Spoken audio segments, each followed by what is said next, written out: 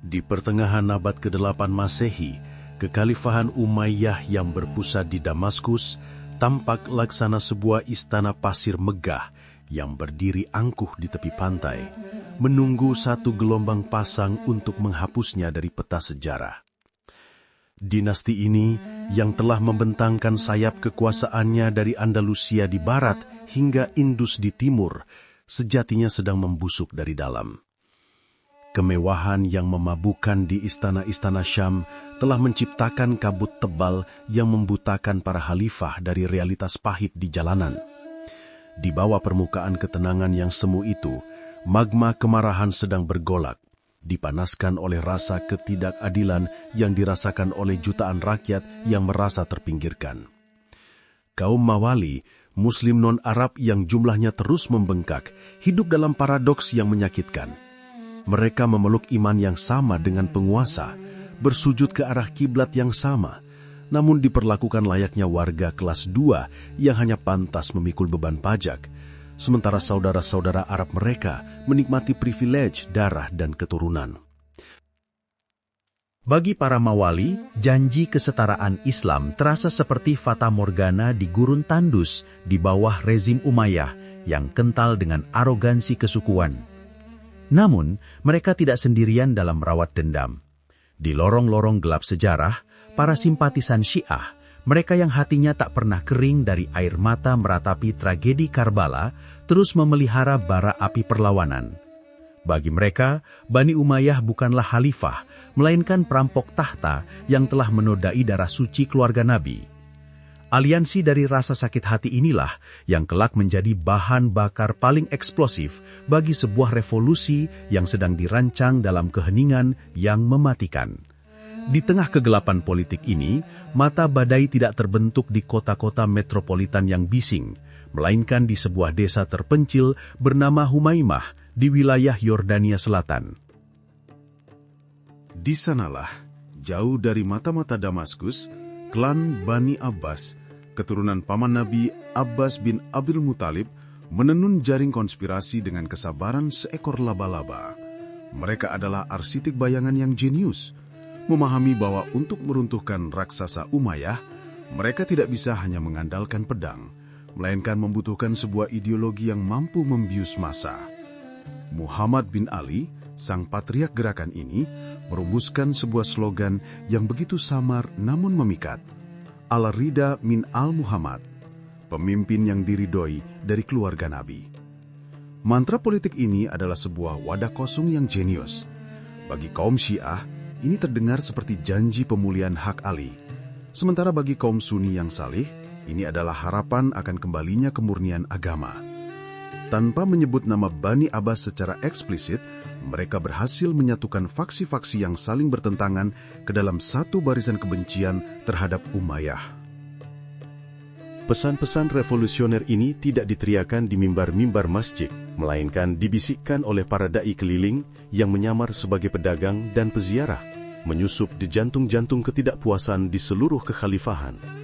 Namun, tanah yang paling subur untuk menanam benih pemberontakan ini bukanlah di Arab yang gersang, melainkan di timur jauh, di provinsi Khurasan yang liar dan penuh semangat.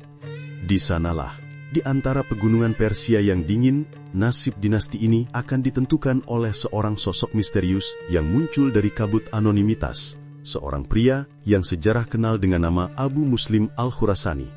Ia bukanlah sekedar panglima perang, ia adalah personifikasi dari badai itu sendiri. Dengan karisma yang mampu membakar semangat ribuan orang, Abu Muslim mengubah propaganda bisik-bisik menjadi teriakan perang yang menggema. Pada tahun 747 Masehi, di sebuah desa kecil dekat Merv, Abu Muslim melakukan tindakan yang akan mengubah warna sejarah Islam selamanya. Ia membentangkan panji hitam, sebuah simbol yang dipilih dengan cermat untuk membangkitkan ingatan apokaliptik tentang pasukan akhir zaman yang dijanjikan akan datang dari timur, sekaligus sebagai antitesis visual dari panji putih Bani Umayyah. Kain hitam itu berkibar bukan hanya sebagai bendera, melainkan sebagai kain kafan bagi regim lama. Ribuan orang berbondong-bondong datang kepadanya, bukan sebagai tentara bayaran, tetapi sebagai orang-orang yang mabuk kepayang oleh janji keadilan. Mereka adalah petani Persia, bangsawan Arab yang kecewa, dan budak-budak yang merindukan kemerdekaan, semuanya melebur menjadi satu gelombang hitam yang siap menerjang ke barat. Gubernur Umayyah di Khurasan, Nasr bin Sayyar, menyaksikan fenomena ini dengan horor yang melumpuhkan. Ia mengirim surat demi surat ke Damaskus, memohon bantuan dengan puisi yang menyayat hati, memperingatkan bahwa di bawah abu ada bara yang siap membakar segalanya. Namun, Khalifah Marwan II di Haran terlalu sibuk memadamkan pemberontakan-pemberontakan kecil di tempat lain, dan terlalu percaya diri pada kekuatan militernya yang menua. Keterlambatan ini adalah vonis mati bagi dinastinya. Seperti bendungan yang jebol, pasukan Abu Muslim menyapu Khurasan, menelan kota demi kota dengan kecepatan yang mengerikan, mengubah peta politik Asia Tengah dalam hitungan bulan. Momentum revolusi ini menggelinding tak terbendung menuju jantung kekuasaan Islam di Irak. Kufah, kota yang selalu gelisah dan menyimpan sejarah pengkhianatan serta pemberontakan, jatuh ke tangan revolusi tanpa perlawanan berarti. Disinilah, pada tahun 749 Masehi, Abu al-Abbas, pemimpin klan Abbasiyah saat itu, muncul dari persembunyiannya untuk mengklaim hasil panen yang telah ditanam oleh agen-agennya. Namun, kemenangan politik di Kufah belumlah lengkap tanpa kemenangan militer yang absolut. Marwan II menyadari bahwa tahtanya sedang di ujung tanduk, akhirnya mengumpulkan sisa-sisa kekuatan kekaisaran. Ia memimpin pasukan raksasa, sebuah leviatan besi yang terdiri dari kavaleri veteran Suriah, menuju tepi sungai Zab besar di utara Irak pada awal tahun 750 Masehi. Pertempuran Zab bukanlah sekadar bentrokan fisik antara dua pasukan. Itu adalah tabrakan tektonik antara dua era. Di satu sisi sungai berdiri barisan Umayyah yang disiplin namun jiwanya telah kropos, berperang demi gaji dan ketakutan akan penguasa mereka. Di sisi lain, berdiri pasukan Abbasiyah di bawah komando paman Abu al-Abbas, Abdullah bin Ali. Pasukan ini adalah kumpulan fanatik yang berperang dengan keyakinan bahwa mereka adalah tangan Tuhan yang diutus untuk menghukum para tiran. Ketika pertempuran pecah, strategi Marwan II menjadi bumerang. Jembatan ponton yang seharusnya menjadi jalur suplai berubah menjadi perangkap kematian. Semangat pasukan revolusioner yang menyala-nyala dikombinasikan dengan taktik dinding tombak yang tak tertembus, mematahkan serangan kavaleri Umayyah yang legendaris. Kekacauan melanda barisan Umayyah ketika rumor pengkhianatan dan kepanikan menyebar seperti wabah. Tentara yang dulunya tak terkalahkan itu hancur berantakan. Ribuan dari mereka tewas bukan oleh pedang musuh, melainkan ditelan arus sungai Zab yang dingin dan deras saat mencoba melarikan diri. Sungai itu berubah warna menjadi merah pekat, membawa hanyut tubuh-tubuh prajurit beserta harapan terlahir dinasti Umayyah menuju laut. Marwan II sendiri, sang khalifah terakhir, melarikan diri laksana buronan hina, dikejar melintasi Syam, Palestina, hingga akhirnya menemui ajal yang sunyi dan brutal di sebuah gereja kecil di Mesir. Dengan kematiannya, elang Umayyah yang telah terbang tinggi selama hampir 1 abad, akhirnya jatuh terjerembab ke tanah. Sayapnya patah, tak bersisa. Dunia Islam menahan napas menunggu apa yang akan menggantikan kekosongan ini.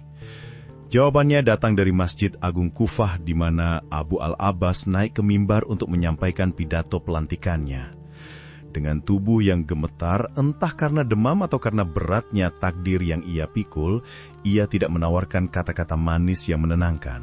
Sebaliknya, ia memproklamirkan dirinya dengan gelar ganda yang mengerikan sekaligus penuh harap, As-Safa, yang berarti sang penumpah darah sekaligus sang pemberi harta. Gelar ini adalah sebuah deklarasi niat. Ia siap menumpahkan darah musuh-musuhnya tanpa ampun demi menegakkan keadilan, namun juga siap melimpahkan kemakmuran bagi mereka yang setia.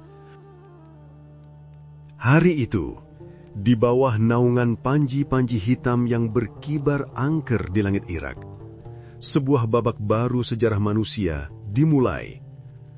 Revolusi Bani Hashim telah berhasil melampaui mimpi terliar para perancangnya. Mereka tidak hanya mengganti satu keluarga penguasa dengan keluarga lain, mereka telah menggeser pusat gravitasi dunia Islam dari Mediterania ke arah timur, dari tradisi kesukuan Arab menuju kosmopolitanisme Persia yang agung. Tirai telah ditutup rapat bagi Umayyah, dan panggung kini sepenuhnya milik Abbasiyah, yang siap menulis sejarah mereka dengan tinta emas dan darah merah, menjanjikan sebuah zaman yang kelak akan dikenal sebagai puncak peradaban manusia, namun memulainya dengan teror yang memastikan tidak ada satupun benih masa lalu yang tersisa untuk tumbuh kembali.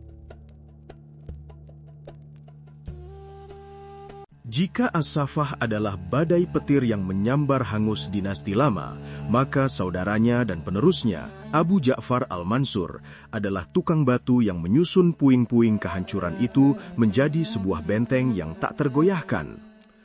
Ketika As-Safah mangkat pada tahun 754 Masehi, setelah masa pemerintahan yang singkat dan penuh gejolak, kekhalifahan Abbasiyah masihlah sebuah eksperimen politik yang rapuh, sebuah bayi raksasa yang lahir prematur di tengah lautan darah. Revolusi telah dimenangkan, tetapi negara belum terbentuk. Adalah Al-Mansur, seorang pria dengan kecerdasan sedingin es dan kalkulasi setajam silet yang memahami bahwa memenangkan tahta hanyalah permulaan. Mempertahankan tahta itu dari teman maupun lawan adalah seni yang jauh lebih mematikan. Ia naik ke panggung sejarah bukan sebagai pahlawan perang yang dieluk-elukan, melainkan sebagai arsitek birokrasi yang parsimonius, seseorang yang memandang perbendaharaan negara bukan sebagai sungai untuk dialirkan, melainkan sebagai waduk yang harus dijaga tetes demi tetesnya. Namun sebelum ia bisa meletakkan batu pertama bagi visi kekaisarannya, Al-Mansur harus menyingkirkan bayang-bayang raksasa yang melingkupi tahtanya. Bayangan itu bernama Abu Muslim Al-Khurasani. Sang pembuat raja dari timur ini telah menjadi mitos yang berjalan. Di mata rakyat Khurasan dan tentara revolusi, Abu Muslim adalah sosok setengah dewa, sang Mesias berpanji hitam yang titahnya lebih didengar daripada suara khalifah sendiri. Bagi Al-Mansur, keberadaan Abu Muslim adalah sebuah paradoks eksistensial. Tanpa Abu Muslim, Abbasiyah tidak akan pernah berkuasa. Tetapi selama Abu Muslim masih bernapas, Abbasiyah tidak akan pernah benar-benar berdaulat. Dua pedang mustahil berdiam dalam satu sarung yang sama. Dan Al-Mansur memutuskan bahwa sarung itu hanya miliknya. Drama pengkhianatan ini dipentaskan dengan ketenangan yang mengerikan di istana sementara dekat Kufah. Al-Mansur mengundang Abu Muslim dengan surat-surat manis yang penuh sanjungan, memancing sang jenderal keluar dari benteng kekuasaannya di timur menuju sarang singa di Irak. Abu Muslim, yang mungkin terbuai oleh arogansi keberhasilannya sendiri atau percaya pada ikatan suci persaudaraan revolusi, melangkah masuk ke dalam perangkap itu. Pertemuan terakhir mereka adalah sebuah studi tentang ketegangan psikologis.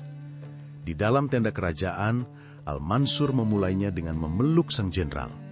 Namun perlahan, nada bicaranya berubah menjadi dakwaan. Ia mengungkit setiap kesalahan kecil, setiap tanda ketidakpatuhan, dan setiap ambisi yang tersirat.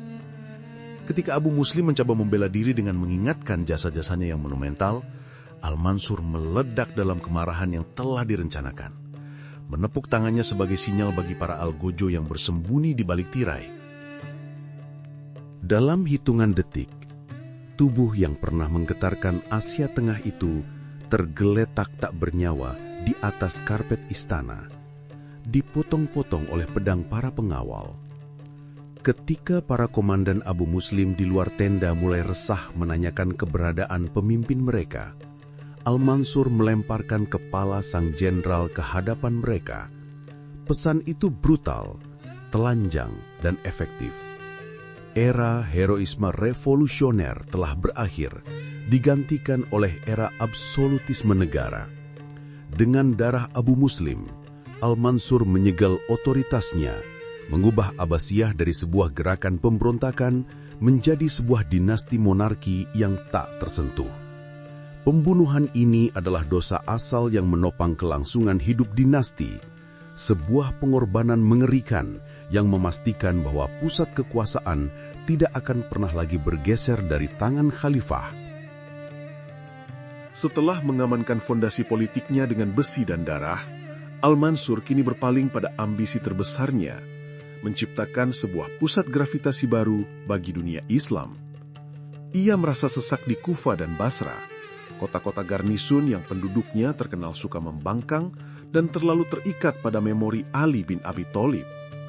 Damaskus, dengan hantu-hantu Umayyah yang masih bergentayangan di lorong-lorongnya, juga bukan pilihan. Al-Mansur menginginkan kanvas kosong, sebuah tabula rasa di mana ia bisa melukis visi kosmiknya tentang kekuasaan. Ia menghabiskan waktu berbulan-bulan menyusuri tepian sungai Tigris, mencari titik pertemuan yang sempurna antara strategi militer dan potensi ekonomi. Pilihannya jatuh pada sebuah desa kecil bernama Baghdad, sebuah titik strategis di mana sungai Tigris dan Efrat mengalir begitu dekat seolah hendak berciuman. Lokasi ini adalah sebuah mahakarya geografis. Ia terlindungi oleh jejaring karnal alami yang membuatnya sulit diserang, namun terbuka bagi kapal-kapal dagang yang datang dari Cina, India, dan Afrika. Disinilah Al-Mansur memutuskan untuk menanam pusar dunia. Namun, ia tidak membangun kota ini secara sembarangan. Sebagai seorang yang percaya pada sains dan mistisisme langit, ia memanggil para astrolog terkemuka, termasuk Naubak dari Persia dan Masyalah dari Yahudi, untuk menghitung detik yang paling menguntungkan bagi peletakan batu pertama. Mereka memilih momen ketika planet Jupiter sedang naik di cakrawala, menjanjikan kekuasaan dan kemakmuran abadi. Pada tahun 762 Masehi, konstruksi dimulai. Visi Al-Mansur bukanlah kota yang tumbuh organik dan serawut, melainkan sebuah monumen geometri yang sempurna. Ia merancang kota bundar, Madinat Al-Salam, atau kota kedamaian, sebuah lingkaran raksasa yang dikelilingi oleh 3 lapis tembok bata lumpur yang kokoh. Bentuk bundar ini adalah penghormatan pada kesempurnaan matematika Euclid dan simbolisme kuno tentang alam semesta. Baghdad dirancang bukan hanya sebagai ibu kota negara, melainkan sebagai cermin dari kosmos itu sendiri, dengan khalifah sebagai matahari di pusatnya yang tak tergoyahkan. 4 gerbang besi raksasa ditempatkan di 4 penjuru mata angin, masing-masing mengarah ke kota-kota penting kekaisaran, gerbang Kufa di barat daya, gerbang Basra di tenggara, gerbang Khurasan di timur laut, dan gerbang Damaskus di barat laut. Jalan-jalan utama membentang lurus dari gerbang-gerbang ini menuju pusat, seperti jari-jari roda yang bertemu di porosnya. Dan di poros itulah, di jantung lingkaran yang suci, berdiri Istana Gerbang Emas. Di atas istana ini menjulang kubah hijau atau Al-Kubah Al-Khadra yang legendaris, sebuah struktur setinggi 40 meter yang di puncaknya terdapat patung penunggang kuda yang memegang tombak. Penduduk percaya bahwa ke arah mana tombak itu menunjuk, disitulah pemberontakan akan terjadi. Kubah ini menjadi mercusuar yang bisa dilihat dari kejauhan, sebuah proklamasi visual bahwa langit dan bumi bertemu di bawah naungan Abbasiyah. Di samping istana berdiri Masjid Agung, menegaskan penyatuan tak terpisahkan antara kekuasaan temporal dan spiritual. Al-Mansur dengan cerdik melarang pembangunan pasar atau pemukiman padat di dalam lingkaran inti kota. Area ini adalah Sanctum Sanctorum, zona eksklusif bagi khalifah, keluarga kerajaan, dan pengawal elitnya. Rakyat jelata, pedagang, dan tentara biasa ditempatkan di distrik-distrik yang tumbuh melingkar di luar tembok kota, menciptakan stratifikasi fisik yang mencerminkan hierarki sosial kekaisaran. Namun, magnet ekonomi Baghdad terlalu kuat untuk dibendung oleh tembok apapun. Dalam waktu singkat, kota ini meledak menjadi metropolis global yang belum pernah dilihat dunia sebelumnya. Pembangunan Baghdad menandai pergeseran tektonik dalam identitas peradaban Islam. Jika Damaskus adalah kota Arab yang memandang ke Mediterania, maka Baghdad adalah kota kosmopolitan yang memandang ke Asia. Di bawah pemerintahan Al-Mansur, pengaruh Persia mulai merembes masuk ke dalam sumsum tulang administrasi negara. Ia tidak lagi memerintah layaknya kepala suku Arab yang bisa ditemui rakyatnya di majelis terbuka, melainkan mengadopsi gaya autokratik Kisra Persia yang tersembunyi di balik tirai sutra dan birokrasi yang berlapis-lapis.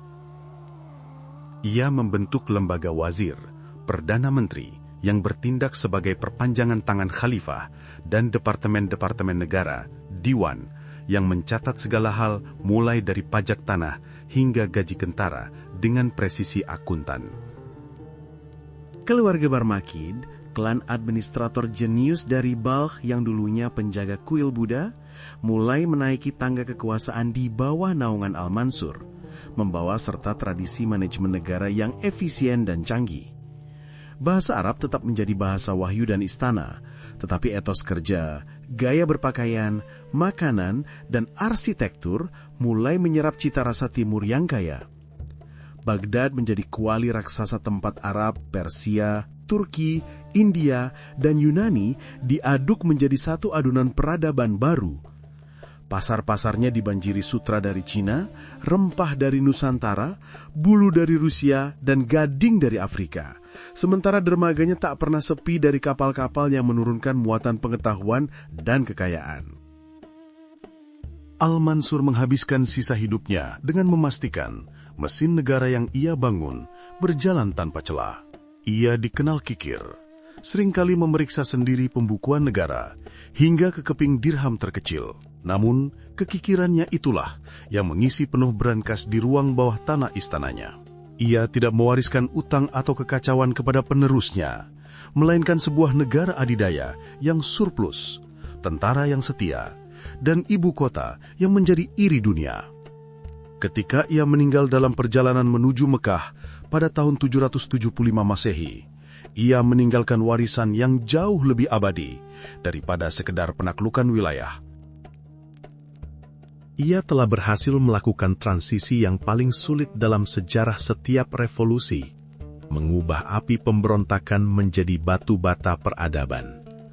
Sosoknya mungkin tidak dicintai, ia terlalu dingin, terlalu penuh curiga, dan tangannya terlalu berlumuran darah sahabatnya sendiri, tetapi ia dihormati dan ditakuti. Tanpa kekejaman pragmatis Al-Mansur, Abbasiyah mungkin hanya akan menjadi catatan kaki pendek dalam sejarah, seperti meteor yang terbakar habis di atmosfer. Sebaliknya, berkat fondasi yang ia tanam di tanah liat Baghdad, dinasti ini siap untuk memasuki masa keemasannya, sebuah era di mana cucunya kelak akan memerintah dunia bukan hanya dengan pedang, tetapi dengan tinta dan cahaya ilmu pengetahuan. Al-Mansur adalah bapa sejati dinasti ini, sang arsitek yang membangun rumah besar di mana Harun ar-Rasyid kelak akan tinggal dan menjadi legenda.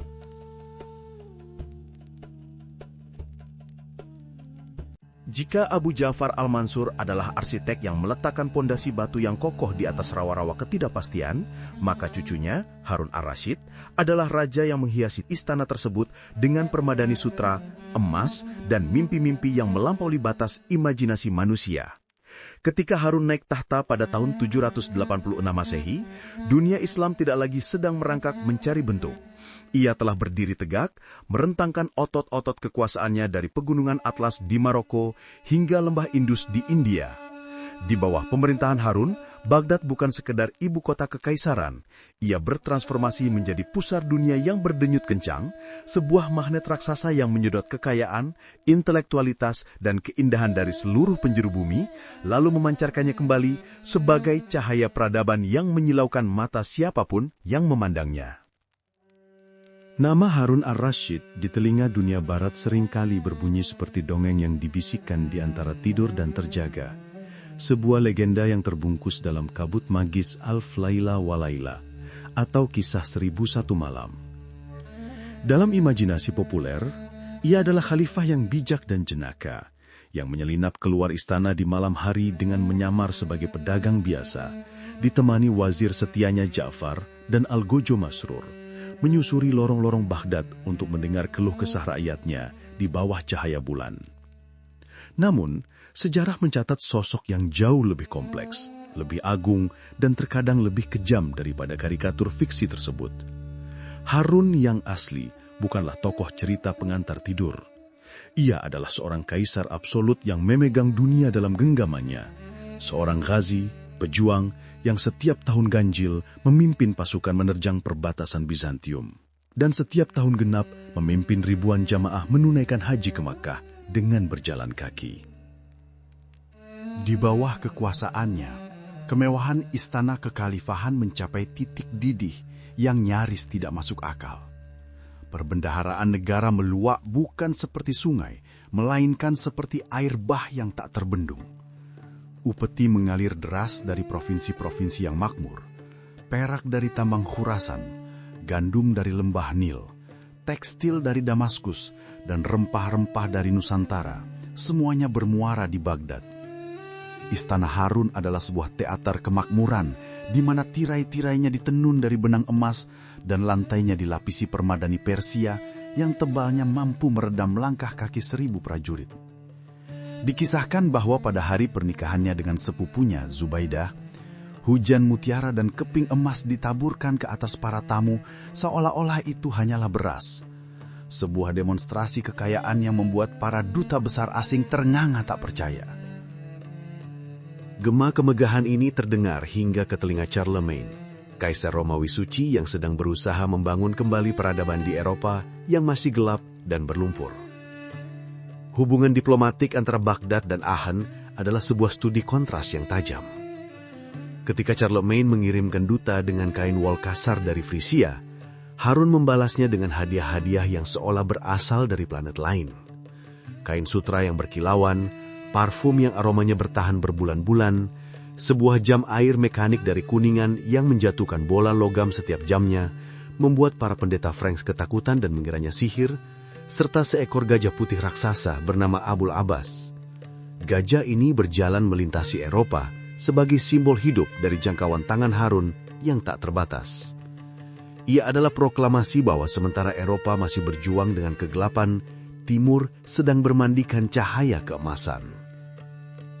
Namun, mesin raksasa kekaisaran ini tidak dijalankan sendirian oleh Harun. Di balik tirai tahta, terdapat sebuah keluarga yang fungsinya menyerupai jantung kedua bagi kekhalifahan. Keluarga Barmakid. Yahya bin Khalid al-Barmaki yang pernah menjadi mentor Harun di masa mudanya, dan putra-putranya, Al-Fadl dan Ja'far, adalah administrator jenius yang mengelola detak nadi pemerintahan. Mereka bukan sekedar wazir, mereka adalah dinasti di dalam dinasti. Keluarga Barmakyud dengan latar belakang Persia dan tradisi administratif yang canggih mengendalikan segalanya, mulai dari pengangkatan gubernur hingga aliran dana irigasi. Mereka adalah pelindung seni dan ilmu pengetahuan yang murah hati, yang mejanya selalu dipenuhi oleh penyair, filsuf, dan ilmuwan yang mencari naungan. Hubungan antara Harun dan Ja'far al-Barmaki khususnya adalah legenda tersendiri. Mereka digambarkan sebagai dua jiwa dalam satu tubuh, sahabat karib yang tak terpisahkan dalam pesta maupun diskusi serius. Ja'far adalah pendamping setia yang kecerdasannya menjadi cermin bagi Harun, tempat sang khalifah memantulkan ide-ide besarnya. Selama belasan tahun, Barmakid adalah tiang penyangga yang membuat kubah kekuasaan Harun berdiri tegak dan megah. Rakyat memuji kemurahan hati Barmakid setinggi langit. Bahkan terkadang pujian itu terdengar lebih nyaring daripada pujian untuk sang khalifah sendiri. Dan disitulah, di tengah riuh rendah sanjungan itu, benih tragedi mulai berkecambah. Bayangan Barmakid perlahan tumbuh terlalu panjang, hingga mulai menutupi matahari yang seharusnya menjadi satu-satunya sumber cahaya, Harun ar-Rasyid. Tragedi kejatuhan Barmakit pada tahun 803 Masehi datang bukan seperti ombak yang naik perlahan, melainkan seperti petir di siang bolong. Malam itu, Ja'far dipanggil ke istana, bukan untuk minum anggur seperti biasa, melainkan untuk menemui ajalnya. Dalam sebuah ledakan kemarahan yang dingin dan kalkulatif, Harun memerintahkan eksekusi sahabat karibnya itu. Kepala Ja'far dipenggal dan tubuhnya dipotong menjadi 2 bagian, dipajang di jembatan Baghdad sebagai peringatan mengerikan bagi siapa saja yang berani menjadi terlalu matahari di langit Harun. Ayahnya, Yahya, dan saudaranya dipenjarakan hingga mati dalam kehinaan. Harta benda mereka yang tak terhitung jumlahnya disita. Istana-istana mereka dijarah hingga tinggal dinding batu yang bisu. Sejarawan dan penyair kemudian menciptakan mitos romantis tentang skandal cinta terlarang antara Ja'far dan saudara perempuan Harun, Abbasah, sebagai penyebab malapetaka ini. Namun, realitas sejarah jauh lebih dingin dan politis. Barmakit telah menjadi imperium in imperio, negara di dalam negara. Kekayaan mereka menyaingi perbendaharaan khalifah. Jaringan patronase mereka mencengkeram setiap sudut birokrasi dan popularitas mereka adalah ancaman eksistensial bagi absolutisme monarki. Harun, dengan insting predator seorang penguasa, menyadari bahwa untuk menjadi raja yang sesungguhnya, ia harus membunuh ayah dan saudara politiknya. Pembantaian Barmakit adalah tindakan pembersihan brutal yang menegaskan bahwa di Baghdad hanya ada satu kehendak yang berlaku, dan kehendak itu adalah milik keturunan Abbas, bukan birokrat Persia. Setelah badai pembersihan itu berlalu, Harun berdiri sendirian di puncak dunia, tanpa rival, tanpa bayangan. Namun kesendirian di puncak adalah tempat yang dingin dan berbahaya. Tanpa efisiensi administrasi Barmakit, retakan-retakan halus mulai muncul di dinding kekaisaran. Pemberontakan meletus di Khurasan, Afrika Utara mulai gelisah, dan beban mengelola wilayah yang membentang ribuan mil mulai terasa menghimpit pundak sang khalifah.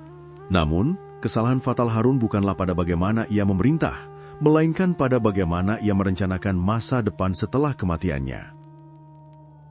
Didorong oleh kasih sayang seorang ayah dan tekanan politik dari istri kesayangannya Zubaidah serta para bangsawan, Harun membuat keputusan yang kelak akan menjadi racun paling mematikan bagi dinastinya.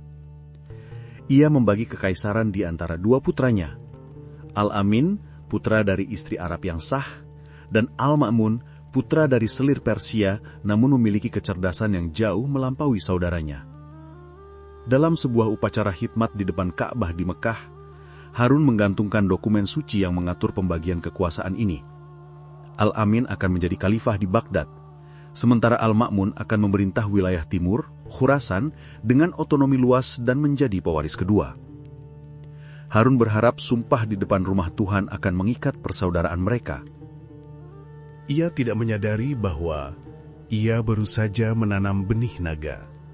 Dengan membagi loyalitas tentara dan birokrasi, faksi Arab mendukung Amin di barat, dan faksi Persia mendukung Ma'mun di timur. Harun secara efektif telah menggariskan peta perang saudara di atas meja makan anak-anaknya sendiri. Ia mencoba menciptakan keseimbangan, tetapi yang ia ciptakan adalah bom waktu yang detiknya terus berjalan mundur menuju ledakan. Perjanjian Mekah, yang dimaksudkan sebagai polis asuransi bagi kedamaian, justru menjadi surat wasiat perang. Masa senja pemerintahan Harun diwarnai oleh pemberontakan di timur yang memaksanya memimpin pasukan secara pribadi ke Khurasan, meskipun kesehatannya mulai memburuk. Sang raja yang pernah menginjakkan kaki di puncak kemuliaan dunia itu, kini harus berhadapan dengan kefanaan tubuhnya sendiri. Pada tahun 809 Masehi, di kota Tus yang dingin di Persia, Harun ar-Rasyid menghembuskan nafas terakhirnya. Kematiannya menandai berakhirnya sebuah era yang tak akan pernah terulang lagi. Harun meninggalkan dunia dengan warisan yang paradoksal. Di satu sisi, Ia telah membawa kekhalifahan Abbasiyah ke zenit kebudayaan dan kekuasaan politik. Di bawah pemerintahannya, Islam bukan hanya agama, tetapi sebuah peradaban superdaya yang mendikte arah sejarah dunia. Baghdad telah menjadi kota 1001 malam yang nyata, tempat mimpi dan realitas berdansa dalam pelukan kemewahan. Namun di sisi lain, ia meninggalkan sebuah kekaisaran yang fondasinya telah retak oleh pembantaian administrator terbaiknya dan oleh skema suksesi yang cacat. Zaman keemasan itu, yang tampak begitu solid dan abadi di bawah sinar matahari pemerintahan Harun, sebenarnya sedang berdiri di tepi jurang. Sang khalifah mangkat, dan bersamanya stabilitas ikut terkubur, meninggalkan kedua putranya yang saling menatap dengan tangan di gagang pedang, siap merobek warisan ayah mereka menjadi serpihan-serpihan berdarah.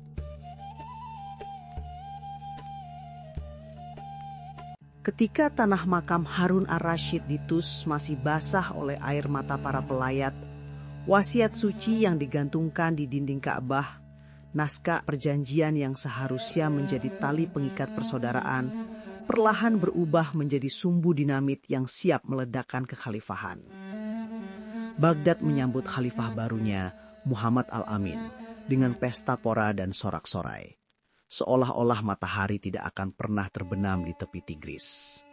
Al-Amin adalah pangeran emas, buah hati aristokrasi Arab yang dimanjakan oleh kemewahan sejak buayan. Ia tampan, murah hati, dan memiliki darah murni Bani Hashim dari kedua sisi orang tuanya, menjadikannya simbol sempurna bagi hegemoni kearapan yang ingin dipertahankan oleh elit istana. Namun, di balik jubah sutranya yang berkilauan, terdapat kekosongan kepemimpinan yang berbahaya.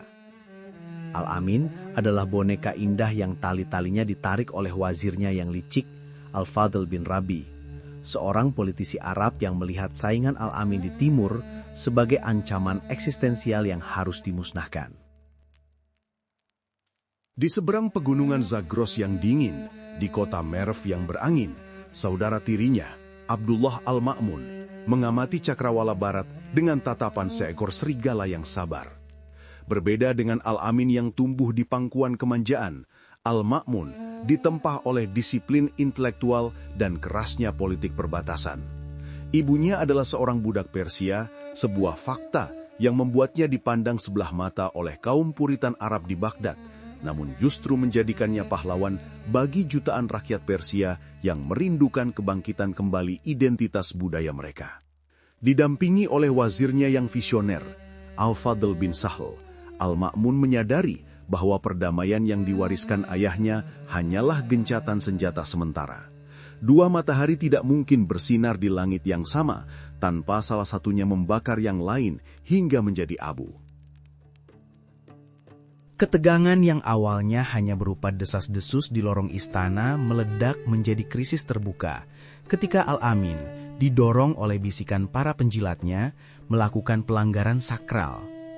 Ia memerintahkan nama Al-Ma'mun dihapus dari khutbah Jumat dan secara sepihak menunjuk putranya sendiri, Musa yang masih bayi, sebagai pewaris tahta, melanggar sumpah suci Mekah. Lebih dari itu, ia mengirim utusan untuk merobek naskah perjanjian yang tergantung di Ka'bah, sebuah tindakan simbolis yang setara dengan menyatakan perang terhadap Tuhan dan saudaranya sekaligus. Kertas perjanjian itu sobek, dan bersamanya sobek pula tenunan persatuan umat Islam. Perang saudara keempat atau fitnah keempat bukan lagi sekadar kemungkinan, melainkan badai yang tak terelakkan. Al-Amin dengan arogansi seorang penguasa yang tidak pernah merasakan lapar atau takut, mengirim pasukan raksasa di bawah komando Ali bin Isa bin Mahan menuju timur. Ali membawa serta rantai-rantai perak, sesumbar bahwa ia akan menyeret Al-Ma'mun kembali ke Baghdad seperti anjing buruan yang nakal. Namun, arogansi adalah baju zirah yang tipis. Di dekat Rai, pasukan elit Baghdad yang berkilauan itu bertabrakan dengan pasukan Al-Ma'mun yang dipimpin oleh Tahir bin Hussein, jenderal bermata satu yang taktis dan kejam. Pertempuran itu adalah kejutan yang mematikan. Pasukan Baghdad yang lamban dan terlalu percaya diri hancur lebur dihantam strategi gerilya Tahir yang efisien. Ali bin Isa tewas, dan dengan jatuhnya sang panglima, runtuh pula ilusi kekuatan Al-Amin. Rantai perak yang ia bawa untuk membelenggu musuh, kini menjadi barang rampasan perang bagi mereka yang ia remehkan. Kemenangan diraih mengubah arah angin secara drastis. Tahir bin Husain tidak berhenti. Ia memacu kudanya ke barat, menelan kota demi kota, seperti api yang merambat di padang rumput kering, hingga akhirnya bayang-bayang pasukannya jatuh di tembok-tembok Baghdad. Apa yang terjadi selanjutnya adalah salah satu babak paling kelam dalam sejarah kota tersebut. Kota kedamaian yang dibangun Al-Mansur sebagai surga dunia, kini berubah menjadi neraka yang terkepung. Pengepungan Baghdad berlangsung selama lebih dari 1 tahun. Sebuah siksaan lambat yang menguliti kemegahan kota lapis demi lapis. Ini bukan sekedar perang antara dua pangeran. Ini adalah perang kelas dan perang etnis yang telanjang. Di satu sisi, tembok berdiri pasukan Tahir yang disiplin, didukung oleh mesin-mesin pengepung Persia yang canggih. Di sisi dalam, Al-Amin yang terdesak membuka penjara dan mempersenjatai rakyat jelata, preman jalanan, dan kelompok anarkis yang dikenal sebagai Ayarun. Orang-orang ini berperang hampir telanjang, hanya bermodalkan pentungan, batu dan keberanian mereka. Mengubah jalanan Baghdad yang indah menjadi medan jagal yang brutal. Istana-istana megah yang dulu menjadi tempat para penyair membacakan syair cinta, kini menjadi puing-puing yang hangus. Taman-taman surga tempat Harun ar-Rasyid berjalan-jalan, kini menjadi kuburan massal yang dangkal. Langit Baghdad tidak lagi biru, melainkan merah oleh api dan hitam oleh asap manjanik, katapel raksasa yang menghujani kota dengan batu dan bola api siang malam. Hujan besi ini tidak membedakan antara masjid dan barak tentara. Monumen-monumen berharga hancur menjadi debu, perpustakaan terbakar, dan kanal-kanal tersumbat oleh mayat. Kelaparan merajalela hingga penduduk terpaksa memakan kucing dan anjing untuk bertahan hidup. Sementara Al-Amin masih mencoba mempertahankan ilusi kemewahan di benteng terakhirnya, meminum anggur di tengah reruntuhan, seolah menolak menerima kenyataan bahwa dunianya sedang kiamat. Akhir dari tragedi ini datang pada suatu malam yang kelam di tahun 813 Masehi. Al-Amin yang menyadari bahwa bentengnya telah ditembus dan pengawal setianya telah lari, mencoba melarikan diri melintasi sungai Tigris dengan sebuah perahu kecil. Namun, takdir tidak memberinya jalan keluar. Perahunya terbalik, ditangkap oleh pasukan Tahir, dan sang khalifah yang dulu dipuja sebagai bulan purnama Bani Hashim itu diseret ke sebuah ruangan sempit. Di sana, tanpa upacara, tanpa pengadilan, lehernya ditebas. Kepala Al-Amin yang pernah dimahkotai permata, kini dipajang di gerbang kota sebagai bukti kemenangan Al-Ma'mun. Sebuah pemandangan grotesk yang menandai berakhirnya pesta pora Baghdad. Berita kematian saudaranya sampai ke Merv, dan Al-Ma'mun konon menangis, entah karena duka, penyesalan, atau sekadar pelepasan ketegangannya mencekik. Ia telah memenangkan tahta, tetapi harga yang dibayar adalah kehancuran jantung kerajaannya sendiri. Kemenangan Al-Ma'mun adalah lonceng kematian bagi dominasi eksklusif aristokrasi Arab. Ketika ia akhirnya memasuki Baghdad beberapa tahun kemudian, setelah membiarkan kota itu menjilat luka-lukanya sendirian, ia membawa serta angin perubahan dari timur. Istana tidak lagi didominasi oleh jubah badui, melainkan oleh kaftan sutra dan topi tinggi gaya Persia. Bahasa Arab tetap menjadi lidah agama dan ilmu pengetahuan, tetapi jiwa birokrasi, etika pemerintahan, dan selera budaya telah bergeser secara permanen ke arah tradisi Sasanid yang agung. Perang saudara ini meninggalkan luka psikologis yang tak pernah benar-benar sembuh. Tembok Baghdad bisa dibangun kembali, pasar-pasarnya bisa ramai lagi. Tetapi kepercayaan akan kesucian darah Bani Abbas telah ternoda. Rakyat telah melihat bahwa khalifah bukanlah bayangan Tuhan yang suci, melainkan manusia biasa yang bisa saling membunuh demi kekuasaan duniawi. Fitnah keempat telah membuka kotak Pandora. Ia mengajarkan kepada para jenderal dan gubernur di provinsi-provinsi jauh bahwa pusat kekuasaan itu rapuh. Dan dengan kekuatan militer yang cukup, tahta Baghdad bisa diguncang. Al-Ma'mun kini duduk di atas singgasana yang kakinya telah retak, memimpin sebuah kekhalifahan yang secara intelektual akan mencapai zenitnya. Namun secara politik telah mulai menapaki jalan panjang dan berliku menuju senjakala. Dominasi Persia telah dimulai, namun di kejauhan, benih-benih kekuatan lain, orang-orang Turki yang akan dibawa oleh adiknya kelak, sudah mulai menunggu giliran mereka untuk memutar roda sejarah.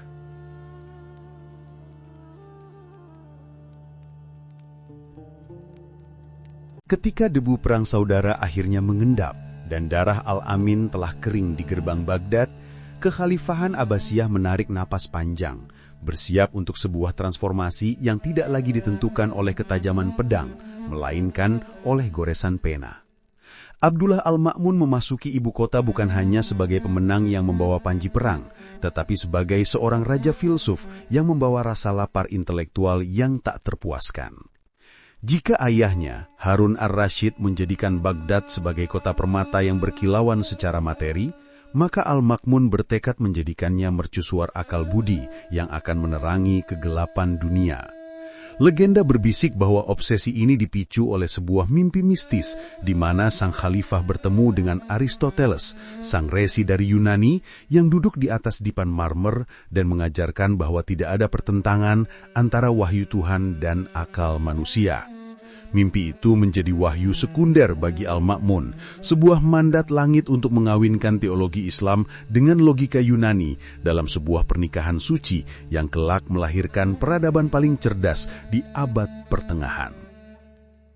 Manifestasi fisik dari visi ini adalah Baitul Hikmah atau rumah kebijaksanaan. Namun, membayangkannya sekadar sebagai perpustakaan sunyi dengan rak-rak berdebu adalah sebuah kekeliruan fatal. Baitul Hikmah adalah sebuah reaktor nuklir intelektual, sebuah kompleks akademi yang bising, observatorium yang sibuk, dan biro penerjemahan yang bekerja tanpa henti. Disinilah Al-Ma'mun menanam modal kekaisarannya bukan pada benting batu, melainkan pada kertas dan tinta. Ia mengirim utusan-utusan khusus bukan untuk memungut pajak, melainkan untuk memburu manuskrip kuno ke Konstantinopel, Armenia, India, hingga ke biara-biara terpencil di Levant.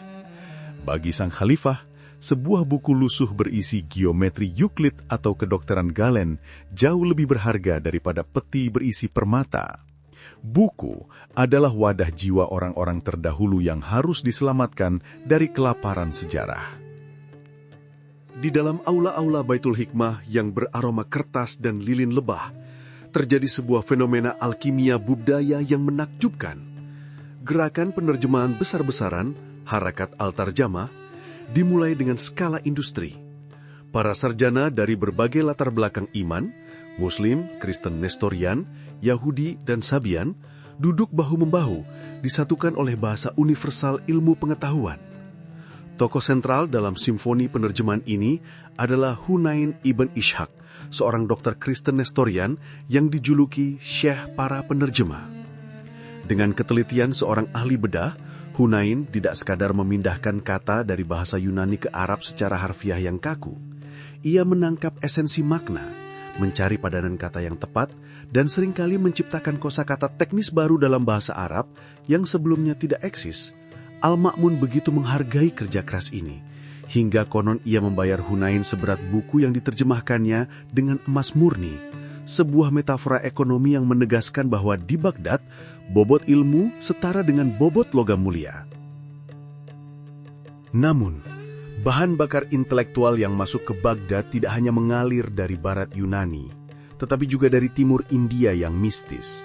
Disinilah terjadi salah satu impor konsep paling revolusioner dalam sejarah manusia, sebuah gagasan yang begitu abstrak, namun memiliki daya ledak yang meruntuhkan batasan matematika lama. Dari kitab-kitab astronomi India seperti Siddhanta yang dibawa ke istana Al-Mansur, dan kemudian diterjemahkan dan disempurnakan di era Al-Mamun. Para sarjana Muslim berkenalan dengan sistem bilangan India yang aneh. Di jantung sistem ini, terdapat sebuah konsep yang lahir dari rahim filosofis India tentang ketiadaan atau kehampaan, shunya. Bangsa India, dalam kebijaksanaan meditatif mereka, memahami bahwa ketiadaan bukanlah sekadar absennya sesuatu, melainkan sebuah potensi yang memberi nilai pada keberadaan. Para matematikawan Baghdad, dengan jenius pragmatis mereka, mengadopsi konsep shunya ini dan memberinya nama Arab sifr, yang berarti kosong. Ini adalah kelahiran angka 0. Sebelum kedatangan 0, matematika dunia terbelenggu oleh sistem angka Romawi atau abjad yang kaku dan kikuk untuk perhitungan besar. 0 adalah kunci ajaib yang membuka pintu gerbang logika. Ia adalah sebuah lubang hitam yang ketika diletakkan di sebelah angka lain, melipat gandakan nilainya menjadi 10, 100, 1000. 0 mengubah matematika dari sekadar alat hitung dagang menjadi bahasa alam semesta yang presisi. Tanpa sifr yang dikembangkan di Baghdad ini, aljabar tidak mungkin lahir. Dan tanpa aljabar, dunia modern dengan komputer dan algoritmanya tidak akan pernah ada. Konsep ini adalah hadiah India yang dikemas ulang oleh Arab untuk kemudian diekspor ke Eropa, yang kala itu masih bergelut dengan kegelapan numerik. Di atas fondasi 0 inilah, seorang raksasa intelektual bernama Muhammad bin Musa al-Khwarizmi berdiri tegak. Sebagai kepala perpustakaan Baitul Hikmah, Al-Khwarizmi tidak puas hanya menerjemahkan karya orang lain. Ia ingin menciptakan peta jalan baru bagi pemikiran matematis. Dalam karyanya yang monumental, Al-Kitab Al-Mukhtasar fi Hisab Al-Jabar wal Mukabalah, ia memperkenalkan dunia pada aljabar. Kata aljabar sendiri secara harfiah berarti memperbaiki bagian yang patah atau mengembalikan tulang ke tempatnya, sebuah metafora medis yang ia terapkan pada angka. Al-Khwarizmi mengajarkan cara memindahkan variabel dari satu sisi persamaan ke sisi lain untuk menemukan keseimbangan, layaknya seorang tabib menyeimbangkan cairan tubuh. Ia mengubah matematika dari sekadar aritmatika konkret, menghitung kambing atau dinar, menjadi sebuah sistem abstrak yang mampu memecahkan masalah-masalah warisan yang rumit, pengukuran tanah, hingga prediksi gerak bintang. Namanya sendiri, Al-Khwarizmi, kelak akan terdistorsi oleh lidah Latin menjadi algoritmi. Nenek moyang dari kata algoritma menjadikannya bapa baptis bagi dunia digital masa depan. Sementara Al-Khwarizmi sibuk memetakan dunia angka, di sudut lain Baitul Hikmah, Yakub ibn Ishaq al-Kindi sibuk membangun jembatan antara wahyu dan rasio. Dikenal sebagai filsuf Arab, Al-Kindi adalah orang pertama yang berani menghadapi tantangan teologis terbesar zamannya. Bagaimana mendamaikan Al-Quran yang suci dengan filsafat Aristoteles yang logis namun pagan? Dengan keberanian intelektual yang luar biasa, Al-Kindi menyatakan bahwa kebenaran adalah satu, tidak peduli dari mana sumbernya. Ia berargumen bahwa filsafat adalah alat untuk memahami keagungan Tuhan, bukan musuh agama. Bagi Al-Kindi, seorang nabi menerima kebenaran melalui wahyu yang instan, sedangkan seorang filsuf mencapainya melalui pendakian logika yang melelahkan, namun puncaknya adalah gunung kebenaran yang sama. Ia meletakkan dasar bagi tradisi filsafat Islam yang kelak akan dilanjutkan oleh Al-Farabi dan Ibnu Sina. Sebuah tradisi yang menolak untuk mematikan lampu akal di hadapan cahaya iman. Namun, cahaya akal yang terlalu terang terkadang bisa membakar mata yang memandangnya. Disinilah tragedi intelektual Al-Ma'mun bermula. Sang khalifah, yang begitu terpesona oleh kekuatan logika Yunani, jatuh cinta pada aliran teologi rasionalis yang dikenal sebagai Mu'tazilah. Kaum Mu'tazilah percaya pada keadilan Tuhan yang absolut dan menolak segala bentuk antropomorfisme. Tuhan tidak memiliki tangan, wajah, atau tempat. Dan yang paling kontroversial, Al-Quran adalah makhluk, diciptakan, bukan firman abadi yang setara dengan Tuhan. Bagi Al-Ma'mun, Pandangan kaum tradisionalis yang meyakini Al-Quran itu abadi, qadim, terasa seperti kemusyrikan terselubung yang menyekutukan Tuhan dengan firman-Nya sendiri, mirip dengan konsep logos dalam Kristen.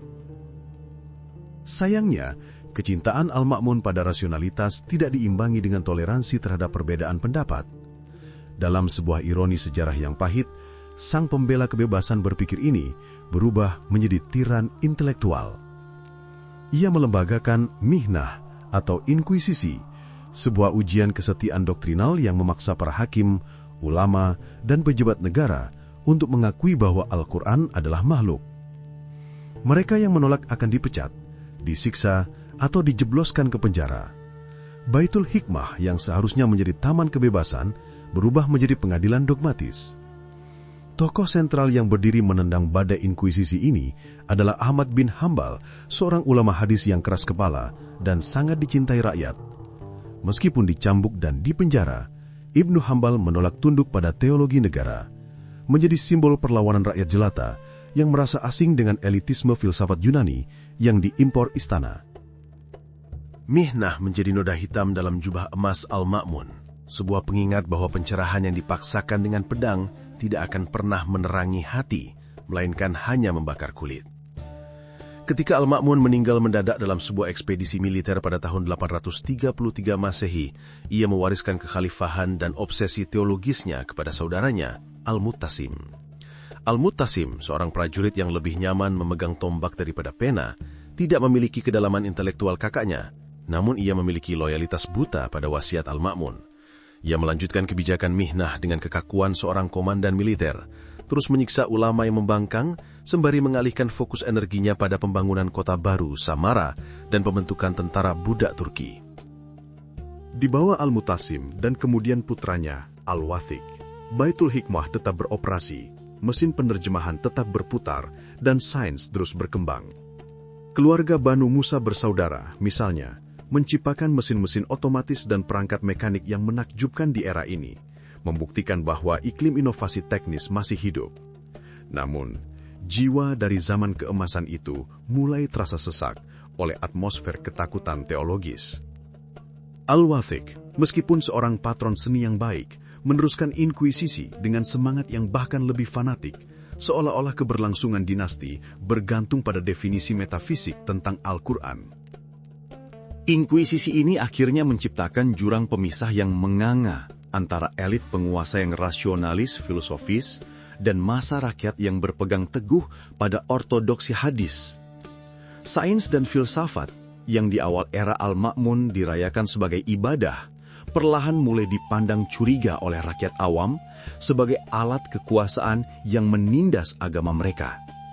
Meskipun demikian, periode antara 813 hingga 847 Masehi ini tetap berdiri sebagai monumen pencapaian manusia yang tak tertandingi.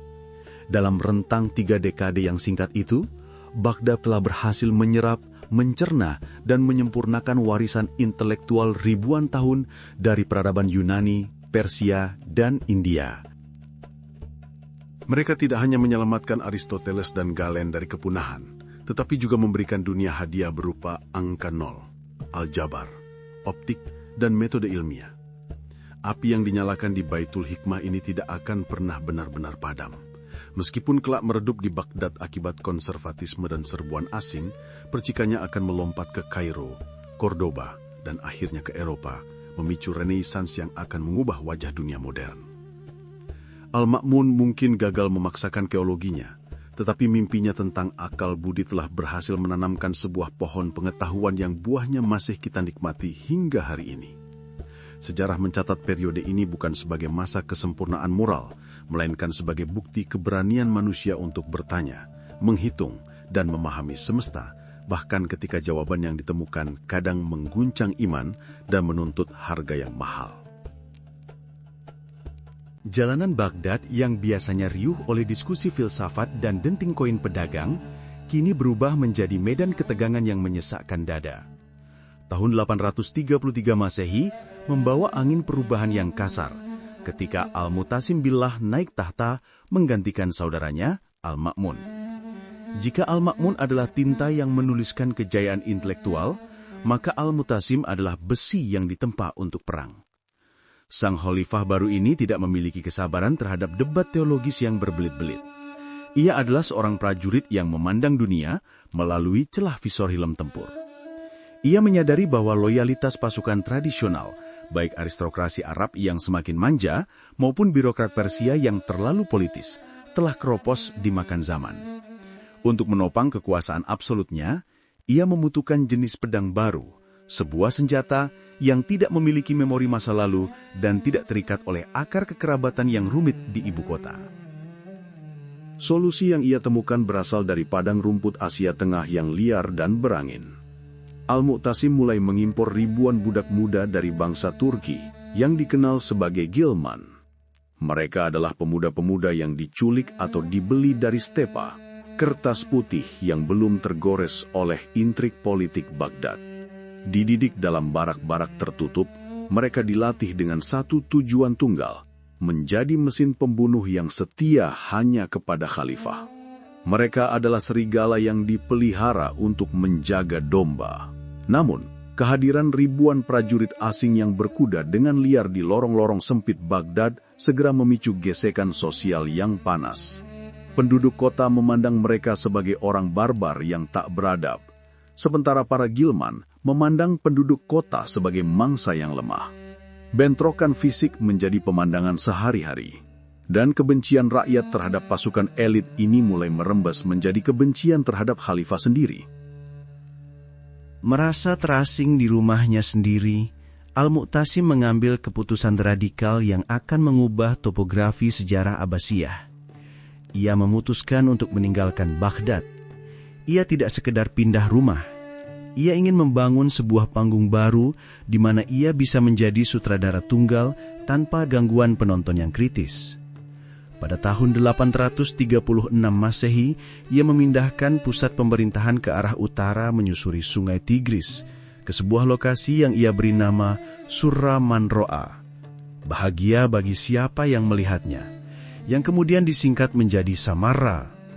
Nama itu adalah sebuah doa sekaligus ironi, karena kota ini kelak akan menjadi tempat paling menyedihkan bagi para penguasanya. Pembangunan Samarra adalah sebuah demonstrasi kehendak kekuasaan yang menakjubkan sekaligus mengerikan. Dalam waktu singkat, sebuah kota metropolis raksasa muncul dari tanah gersang seolah-olah disihir oleh jin. Al-Mu'tasim tidak membangun kota ini untuk rakyat, melainkan sebagai barak militer skala kekaisaran yang dipercantik dengan istana. Skalanya membingungkan akal sehat.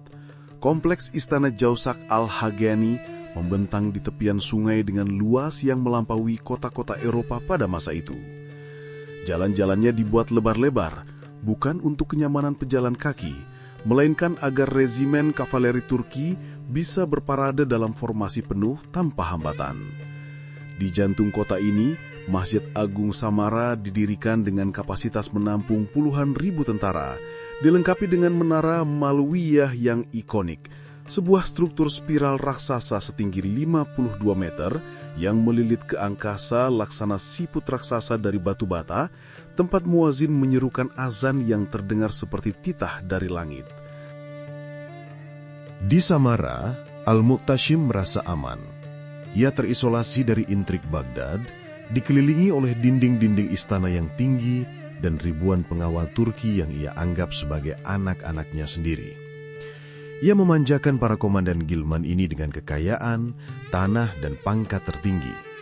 Nama-nama seperti Ashinas, Itah, dan Wasif, yang dulunya budak tanpa nama, kini menjadi pejabat tinggi negara yang mengenakan jubah sutra bersulam emas.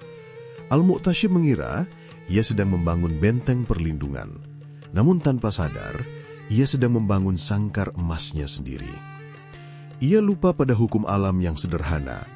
Serigala yang terlalu kenyang dan terlalu kuat, pada akhirnya akan menyadari bahwa tuannya hanyalah sepotong daging yang lezat.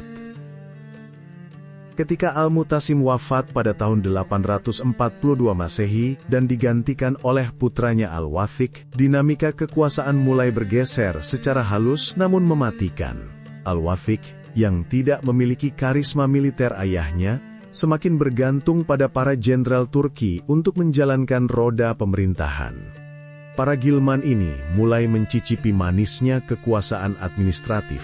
Mereka tidak lagi puas hanya menjadi penjaga pintu. Mereka ingin memegang kuncinya. Ketika Al-Wathiq meninggal muda karena sakit pada tahun 847 Masehi, para jenderal Turki inilah yang berkumpul di balik pintu tertutup untuk menentukan siapa yang berhak duduk di tahta selanjutnya.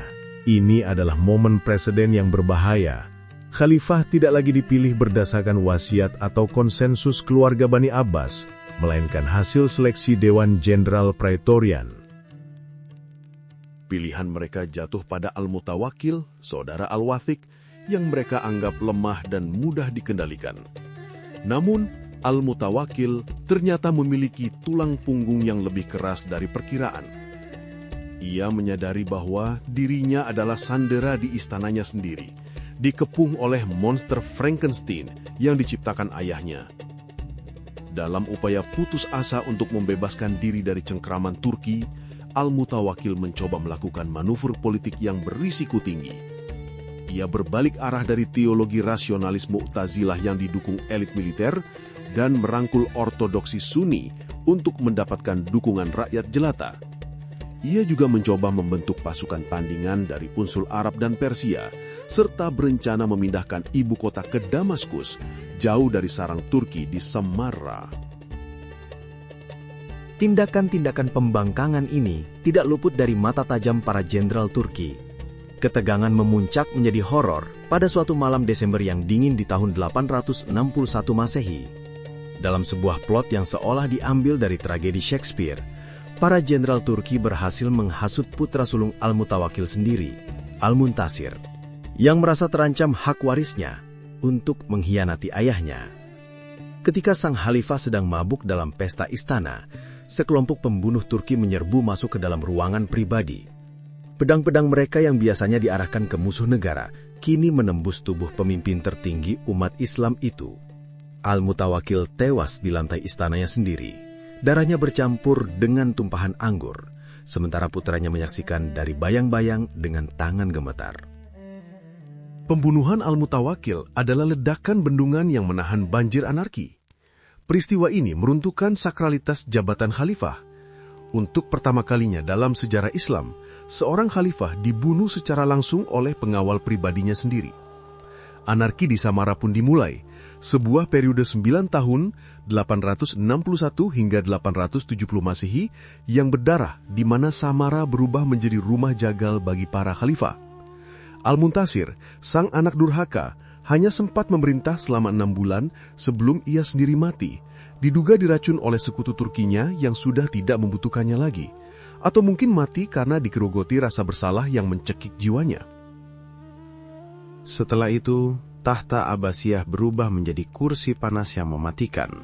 Para jenderal Turki mengangkat dan menjatuhkan khalifah sesuka hati, layaknya anak kecil yang bosan dengan mainannya. Al-Musta'in, sepupu Al-Muntasir, diangkat ke tahta hanya untuk melarikan diri ke Baghdad karena ketakutan, lalu dikepung, dipaksa turun tahta, dan akhirnya dipenggal kepalanya yang kemudian dikirim kembali ke Samarra dalam sebuah keranjang. Penggantinya, Al-Mu'taz, seorang pemuda berusia 19 tahun yang tampan namun malang, mengalami nasib yang lebih tragis. Ketika kas negara kosong dan para tentara Turki menuntut gaji mereka yang tertunggak, mereka menyeret sang khalifah keluar dari istana, memukulnya dengan tongkat, dan menjemurnya di bawah terik matahari musim panas tanpa air hingga ia setuju untuk turun tahta, sebelum akhirnya dibunuh di dalam penjara bawah tanah yang gelap. Khalifah berikutnya, Al-Muhtadi, mencoba menjadi pahlawan terakhir. Ia berusaha meniru kesolehan Umar bin Abdul Aziz, membersihkan istana dari pemusik dan pelawak, serta mencoba menegakkan kembali disiplin militer. Namun, kesolehan tidak memiliki tempat di Samarra yang telah dikuasai oleh nafsu serakah. Upayanya untuk memecah belah para jenderal Turki berakhir dengan kekalahan militer. Ia ditangkap, disiksa, dan dibunuh, menjadi martir bagi cita-cita yang sudah lama mati. Dalam waktu kurang dari 1 dekade, 4 khalifah tewas secara mengenaskan. Kekhalifahan Abbasiyah yang dulunya adalah matahari yang menerangi dunia, kini telah menyusut menjadi sekadar boneka yang didandani dengan jubah hitam suci, sementara tangan-tangan asing yang kasar menggerakkan tali-talinya dari belakang. Samara, kota yang dibangun dengan ambisi kebahagiaan, telah menjadi monumen ketakutan. Dinding-dinding istananya yang megah tidak lagi memancarkan kewibawaan, melainkan memantulkan jeritan para penguasa yang sekarat.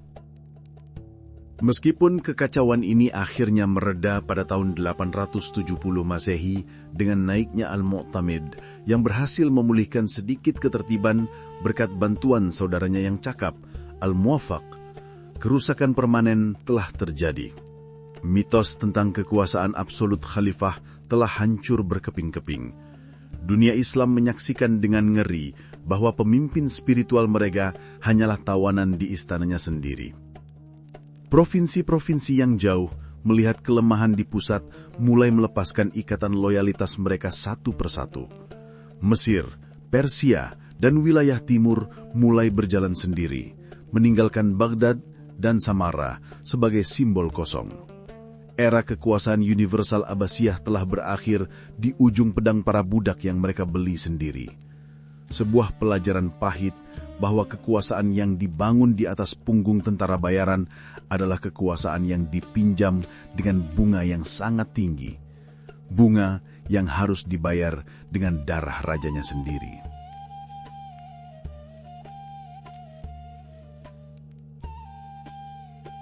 Sementara elit Samarra sibuk bermain dadu dengan nyawa para khalifah di istana-istana marmer mereka, di selatan Irak, di rawa-rawa asin yang membentang luas di sekitar Basrah, sebuah bisul sosial yang telah lama meradang akhirnya pecah, memuntahkan nanah pemberontakan yang nyaris menenggelamkan jantung kekhalifahan.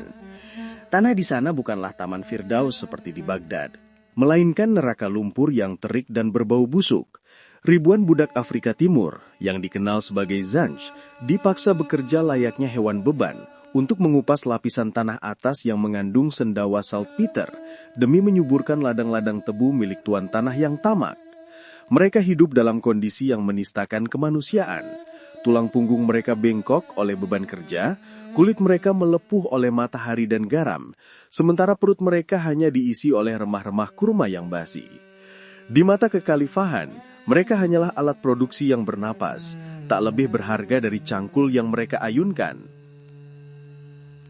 Namun, penderitaan yang dipadatkan terlalu lama akan berubah menjadi bahan peledak. Sumbu bagi dinamit kemanusiaan ini dinyalakan oleh seorang agitator karismatik bernama Ali bin Muhammad. Ia bukanlah seorang jenderal atau pangeran, melainkan seorang penyair mistis yang mengaku keturunan Ali bin Abi Thalib, meskipun banyak yang mencurigainya sebagai penganut Khawarij yang radikal. Dengan lidah yang setajam pedang dan janji-janji tentang surga pegangan kalian, di mana tuan dan budak duduk sejajar, ia menyusup ke dalam barak-barak jerami para Zanj. Ia tidak menawarkan emas, melainkan martabat. Bagi ribuan jiwa yang telah kehilangan harapan, Ali adalah nabi pembebasan yang memecahkan rantai belenggu mereka. Pada tahun 869 Masehi, rawa-rawa Basrah meledak. Apa yang bermula sebagai kerusuhan budak dengan cepat bermetamorfosis menjadi perang gerilya amfibi yang menakutkan. Para pemberontak Zanj yang mengenal labirin kanal dan hutan alang-alang seperti punggung tangan mereka sendiri bergerak laksana hantu air. Mereka menyergap pasukan kekhalifahan yang lamban dan berbaju zirah berat, menyeret mereka ke dalam lumpur hisap dan menghilang kembali ke dalam kabut rawa sebelum fajar menyingsing. Kemenangan demi kemenangan membuat barisan mereka membengkak. Bukan hanya budak, tetapi juga suku-suku Arab Badu yang miskin dan petani yang tercekik pajak ikut bergabung dalam pesta penjarahan ini. Kota Basra, permata perdagangan Teluk Persia, dikepung, dijarah, dan dibakar hingga menjadi arang. Penduduknya dibantai dalam sebuah orgi kekerasan yang membuat seluruh dunia Islam ternganga-ngeri. Pemberontakan Zanj bukanlah sekadar gangguan keamanan. Ia adalah kanker yang menggerogoti lambung ekonomi kekhalifahan selama 14 tahun yang menyiksa. Aliran pajak dari selatan terhenti total, jalur perdagangan laut terputus, dan pasokan pangan ke ibu kota terancam. Di Baghdad dan Samarra, para khalifah boneka tidak berdaya menghadapi ancaman ini. Adalah Al-Muwafaq, saudara Khalifah Al-Mu'tamid, dan penguasa de facto yang berhati baja, yang akhirnya mengambil alih komando. Ia menyadari bahwa untuk mengalahkan tikus rawa, ia harus masuk ke dalam lubangnya. Al-Muwafaq membangun armada perahu tempur khusus dan memimpin kampanye militer yang melelahkan, mengepung ibu kota pemberontak di Al-Mukhtara. Pertempuran terakhir pada tahun 883 Masehi adalah sebuah penggilingan daging yang brutal. Namun, akhirnya kepala Ali bin Muhammad berhasil dipenggal, mengakhiri mimpi buruk panjang tersebut. Meskipun Zanj berhasil dipadamkan, biaya yang dibayar Abbasiyah terlalu mahal. Kekhalifahan keluar dari konflik ini seperti seorang petinju yang memenangkan ronde terakhir, namun mengalami pendarahan internal yang fatal. Fokus militer dan sumber daya yang tersedot habis ke rawa-rawa selatan selama 1 dekade telah meninggalkan pintu-pintu lain tak terkawal. Di saat mata Baghdad terpaku pada Basra, provinsi-provinsi di pinggiran mulai menyadari bahwa Sinna di pusat itu telah ompong dan kukunya tumpul. Disintegrasi pun dimulai, bukan dengan deklarasi perang terbuka, melainkan dengan penghentian pengiriman peti-peti pajak. Di barat, Mesir, lumbung gandum dan emas yang vital jatuh ke tangan seorang gubernur ambisius bernama Ahmad bin Tulun. Putra seorang budak Turki yang dididik di Samarra ini dikirim ke Kairo sebagai wakil gubernur, namun ia memiliki visi seorang Fir'aun. Ibn Tulun melihat kekacauan di Irak bukan sebagai tragedi, melainkan sebagai peluang emas. Dengan cerdik, ia menahan pendapatan pajak Mesir yang melimpah, tidak lagi mengirimkannya ke Baghdad dengan alasan keamanan, melainkan menggunakannya untuk membangun kekaisaran pribadinya. Ia mendirikan ibu kota baru yang megah, Al-Qatai, dan membangun Masjid Ibn Tulun yang menaranya berpilin menyiru Samarra, seolah mengejek mantan tuannya. Ahmad bin Tulun adalah prototipe penguasa baru era ini. Ia tetap menyebut nama khalifah dalam khutbah Jumat dan mencetak nama khalifah di koin emasnya. Namun itu hanyalah gincu diplomatik. Secara de facto, ia adalah raja yang merdeka.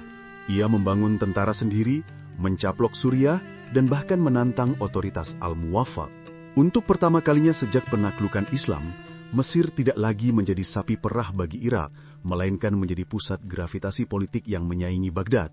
Lepasnya Mesir adalah amputasi ekonomi yang melumpuhkan, membiarkan kekhalifahan tertatih-tatih dengan satu kaki. Sementara itu, di timur yang gersang, ancaman yang lebih kasar muncul dari debu Sistan.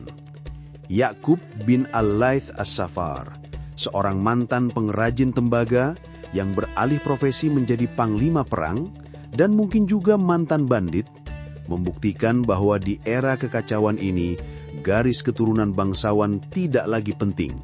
Yang penting adalah ketajaman pedang. Ya'qub mendirikan dinasti Safarid bukan melalui intrik istana, melainkan melalui penaklukan brutal. Ia menyapu Persia, menghancurkan gubernur-gubernur setia Abbasiyah, Tahirid, dan pada tahun 876 Masehi, ia melakukan hal yang tak terpikirkan. Ia berbaris menuju Baghdad dengan niat menggulingkan khalifah. Pertempuran Dair al-Aqul di tepi sungai Tigris menjadi titik nadir kewibawaan Abbasiyah. Pasukan khalifah hanya selamat berkat taktik bumi hangus dengan menjebol tanggul irigasi, membanjiri medan perang, dan mengubah gerak maju kavaleri Safarid menjadi mimpi buruk lumpur. Ya'qub gagal masuk Baghdad, tetapi pesan yang ia kirimkan sangat jelas. Khalifah tidak lagi sakral. Ia hanyalah pemain catur yang bisa diserang jika pertahanannya lemah. Meskipun Safarid akhirnya surut, mereka segera digantikan oleh Samanid di Transoxiana, bangsawan Persia yang memerintah dengan gaya pencerahan, menghidupkan kembali bahasa dan budaya Persia sambil tetap membayar lip service kepada Baghdad. Menjelang pertengahan abad ke-10, peta kekhalifahan telah berubah menjadi mozaik pecahan kaca yang tajam. Abbasiyah secara fisik telah menyusut drastis, terkurung di wilayah Irak Tengah yang sempit. Otoritas khalifah tidak lagi berjalan di atas tanah, melainkan hanya terbang di udara. Diakui dalam doa-doa mimbar dari Cordoba hingga Bukhara, namun diabaikan dalam urusan duniawi. Para gubernur yang dulu adalah pegawai negeri yang bisa dipecat dengan selembar surat, kini telah bermetamorfosis menjadi dinasti-dinasti herediter yang mewariskan provinsi seperti harta warisan nenek moyang. Kekhalifahan Abbasiyah telah memasuki senjakala politiknya. Ia bukan lagi sebuah imperium yang memerintah, melainkan sebuah simbol yang melegitimasi.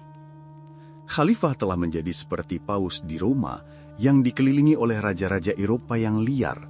Ia memegang kunci surga, tetapi raja-raja itulah yang memegang kunci gudang gandum dan gudang senjata. Di tengah penyusutan ini, Baghdad tetap menjadi kota metropolis yang berkilauan. Namun kilau itu kini terasa melankolis, seperti cahaya bintang yang sebenarnya sudah mati jutaan tahun yang lalu, namun sinarnya baru sampai ke bumi.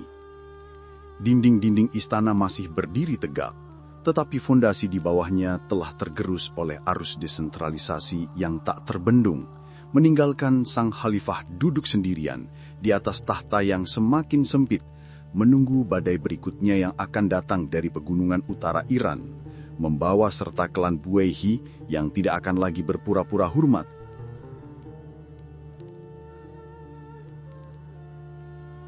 Tahun 945 Masehi menandai saat ketika matahari kekuasaan Abbasiyah yang pernah membakar kulit para kaisar dari Cina hingga Prancis akhirnya mengalami gerhana total yang panjang dan dingin.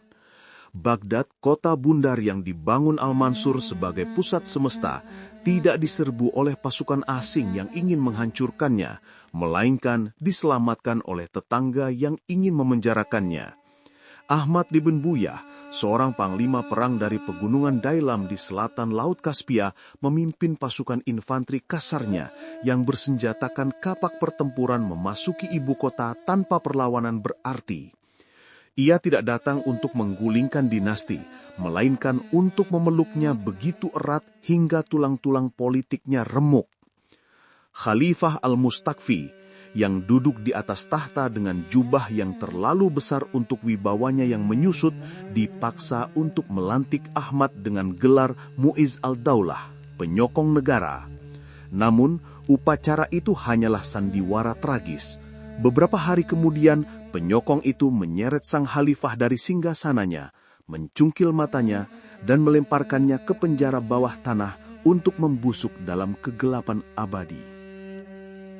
Ini adalah awal dari Abad Buwayhi, sebuah periode paradoks di mana kekhalifahan Abbasiyah berubah menjadi boneka porselen indah yang dipajang di lemari kaca, sementara kunci lemarinya dipegang oleh dinasti Syiah yang asing.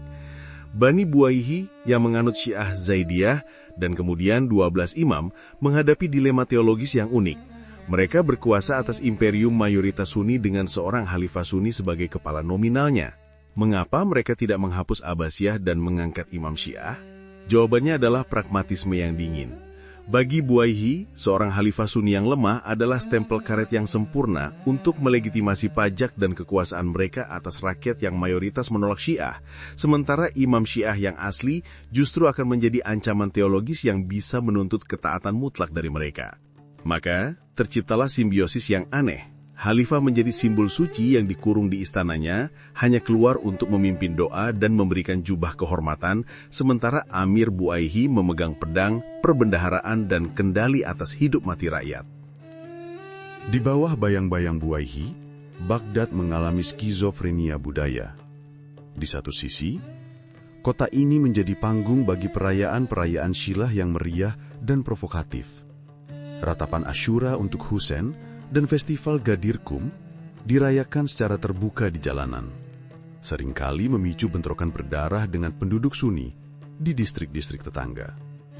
Namun di sisi lain, persaingan antara para pangeran Buwayhi untuk menjadi patron seni memicu kebangkitan budaya yang tak terduga.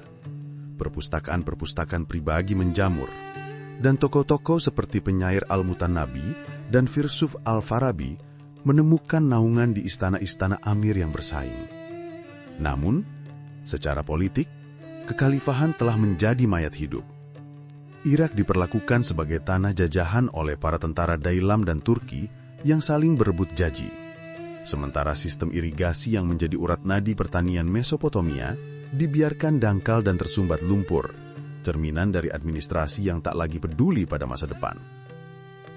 Namun, tidak ada musim dingin yang berlangsung selamanya.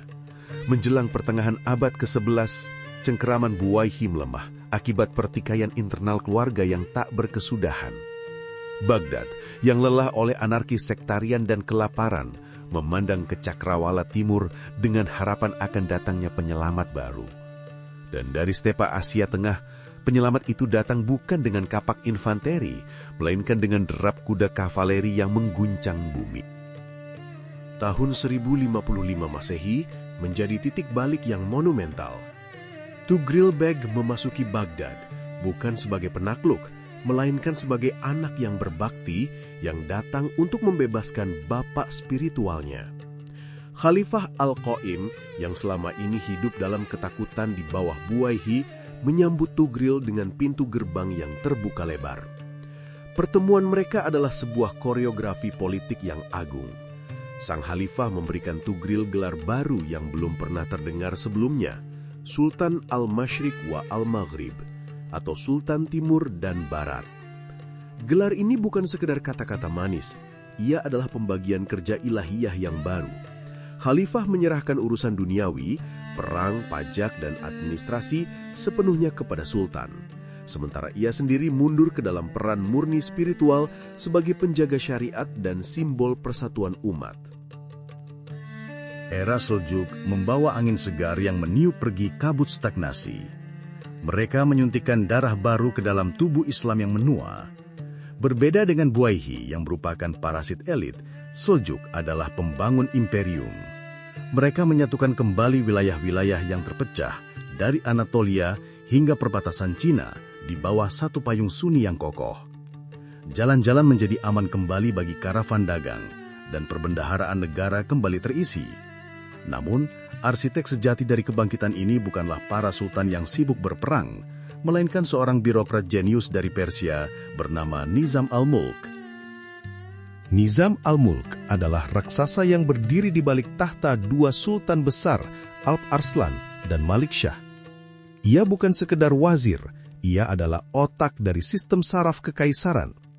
Memahami bahwa kekuatan militer saja tidak cukup untuk melawan pengaruh Syiah Ismailiyah Fatimuah di Mesir yang menyusup secara ideologis, Nizam melangkarkan perang pemikiran. Ia membangun jaringan universitas yang dikenal sebagai Madrasah Nizamiyah di seluruh kota besar, Baghdad, Nishapur, Isfahan. Ini adalah benteng intelektual pertama dalam sejarah Islam yang didanai negara secara sistematis, dirancang untuk mencetak birokrat dan ulama yang setia pada ortodoksi Sunni. Madrasah ini adalah pabrik kader yang memproduksi semen perekat bagi kekaisaran yang luas dan majemuk. Dari rahim intelektual Nizamiyah inilah lahir salah satu bintang paling terang dalam sejarah pemikiran manusia, Abu Hamid Al-Ghazali. Sosok Al-Ghazali adalah cermin dari kegelisahan zamannya. Sebagai seorang profesor hukum yang brilian di Baghdad, ia mencapai puncak karir akademis. Namun jiwanya mengalami krisis yang menghancurkan. Ia merasa bahwa teologi dan hukum, fiqh yang ia ajarkan hanyalah kulit luar yang kering, tak mampu menyentuh jantung kebenaran. Dalam sebuah drama spiritual yang terkenal, Al-Ghazali meninggalkan posisinya yang bergengsi, meninggalkan Baghdad, dan mengembara sebagai sufi miskin selama bertahun-tahun. Ketika ia kembali, ia membawa serta Ihya Ulumuddin, menghidupkan kembali ilmu-ilmu agama, sebuah karya monumental yang menjahit kembali robekan antara syariat yang kaku dan mistisisme sufi yang liar. Al-Ghazali berhasil mendamaikan akal dan hati, memberikan legitimasi ortodoks pada tasawuf, dan menciptakan sintesis Islam yang stabil yang akan bertahan selama berabad-abad. Kehadirannya di era Seljuk adalah bukti bahwa meskipun kekuasaan politik khalifah telah mati, denyut nadi intelektual dan spiritual Islam justru berdetak semakin kencang di bawah perlindungan pedang sultan. Namun stabilitas Seljuk pun memiliki retakannya sendiri. Sistem Iqta atau pembagian tanah kepada perwira militer yang diterapkan Nizam al-Mulk, meskipun efektif untuk membiayai tentara, perlahan-lahan menciptakan tuan-tuan tanah feodal yang otonom. Lebih mengerikan lagi, musuh muncul dari bayang-bayang gunung, Ordo Hashashin atau Assassins yang dipimpin oleh Hasan I Sabah. Kelompok teroris Ismailiyah ini tidak memiliki pasukan besar, tetapi mereka memiliki pisau belati yang tajam dan kesabaran yang mematikan. Pada tahun 1092 Masehi, tragedi menimpa ketika Nizam al-Mulk sendiri ditikam hingga tewas oleh seorang pembunuh yang menyamar sebagai sufi. Kematian sang wazir agung disusul tak lama kemudian oleh kematian Sultan Malik Syah, meninggalkan kekaisaran tanpa kepala dan tanpa otak. Kekosongan ini memicu perang suksesi di antara Pangeran Seljuk yang rakus, sementara Khalifah di Baghdad yang kini mulai belajar bermain politik lagi di celah-celah perpecahan tuannya, mencoba mengumpulkan remah-remah kekuasaan. Namun, era simbiosis ini telah mencapai senjanya. Seljuk yang dulunya datang sebagai singa pelindung, kini telah berubah menjadi serigala yang saling memakan, meninggalkan kekhalifahan Abbasiyah sendirian menghadapi badai sejarah berikutnya. Hubungan unik antara jubah dan pedang ini telah menyelamatkan Islam Sunni dari disintegrasi total, namun ia juga telah menanamkan preseden berbahaya bahwa legitimasi agama hanyalah stempel bagi siapapun yang memiliki kekuatan militer terkuat. Di ufuk barat, tentara salib mulai mendarat di pantai Syam, dan di ufuk timur yang jauh, awan debu Mongol mulai berkumpul. Namun Baghdad masih terlalu sibuk dengan intrik istananya untuk menyadari bahwa langit sedang runtuh. Pada paruh kedua abad ke-12, kekhalifahan Abbasiyah tampak seperti sebuah jam matahari kuno yang tertutup lumut. Strukturnya masih berdiri di taman sejarah, namun bayangannya tak lagi diperhatikan oleh siapapun yang sibuk mengejar waktu kekuasaan. Baghdad telah menghabiskan 200 tahun terakhir sebagai tawanan kehormatan di rumahnya sendiri, dipaksa membungkuk di hadapan para Amir Buwaihi yang kasar dan kemudian para Sultan Seljuk yang dominan. Namun, sejarah seringkali menyimpan bara api terakhir di bawah tumpukan abu yang dingin, menunggu hembusan angin yang tepat untuk menyala kembali. Angin itu datang pada tahun 1180 Masehi dalam wujud seorang khalifah baru bernama An-Nasir Lid-Din Allah. Berbeda dengan para pendahulunya, yang pasrah menjadi stempel karat bagi keputusan sultan, An-Nasir memiliki tulang punggung dari baja dan kelicikan seekor rubah gurun yang telah lama mengamati mangsanya. An-Nasir naik tahta dengan menyadari bahwa kekaisaran Seljuk yang dulunya menakutkan, kini telah menjadi raksasa tua yang menderita radang sendi, terpecah-pecah oleh perebutan kekuasaan internal yang tak kunjung usai. Ia melihat celah di baju zirah tuannya dan memutuskan untuk menusukkan belati kemerdekaan di sana. Namun, senjata utama An-Nasir bukanlah legiun kavaleri berat, melainkan sebuah jaring sosial spiritual yang cerdik. Ia merevitalisasi dan mengambil alih kepemimpinan tarekat Futuwah, kelompok persaudaraan kesatria urban yang memadukan etika sufi dengan solidaritas serikat pekerja. Dengan mengangkat dirinya sebagai Grand Master dari ordo ini, An-Nasir tidak hanya menjadi pemimpin negara, tetapi juga bapak spiritual bagi ribuan pemuda bersenjata di seluruh Irak dan Persia. Ia mengubah preman jalanan dan bangsawan soleh menjadi mata-mata dan agen rahasia yang setia hanya kepadanya, menciptakan sebuah negara bayangan yang urat sarafnya menjalar ke setiap sudut kota. Strategi ini bekerja dengan presisi yang mematikan. Perlahan tapi pasti, An-Nasir mulai menggerogoti otoritas Sultan Seljuk terakhir di Irak, Tuhril III. Melalui serangkaian manuver diplomatik yang licin, hasutan pemberontakan, dan aliansi taktis dengan musuh-musuh Seljuk, An-Nasir berhasil melakukan hal yang dianggap mustahil selama berabad-abad. Ia mengusir pengaruh asing dari lembah Tigris. ketika kepala Tuhril ketiga akhirnya dikirim ke Baghdad pada tahun 1194 Masehi dan digantung di gerbang istana. Itu adalah proklamasi visual bahwa singa Abbasiyah telah siuman dari koma panjangnya. Untuk pertama kalinya dalam sejarah yang panjang dan menyakitkan, khalifah kembali menjadi raja mutlak di tanahnya sendiri, memerintah Irak tanpa bayang-bayang pelindung yang mencekik. Namun, kemenangan ini menciptakan vakum kekuasaan yang berbahaya di perbatasan timur. Runtuhnya Seljuk membuka jalan bagi naiknya predator baru yang jauh lebih lapar dan agresif, Kekaisaran Khwarezmian. Dipimpin oleh Shah Ala-ad-Din Muhammad II yang arogan, dinasti ini membentang luas dari perbatasan India hingga Anatolia, menelan sisa-sisa wilayah Seljuk dengan nafsu yang tak terpuaskan. Khwarezm Shah tidak memandang An-Nasir sebagai pemimpin suci, melainkan sebagai rival politik tua yang menghalangi ambisinya untuk menjadi penguasa tunggal dunia Islam. Ketegangan antara Baghdad dan Khwarezm memanas menjadi perang dingin yang sengit.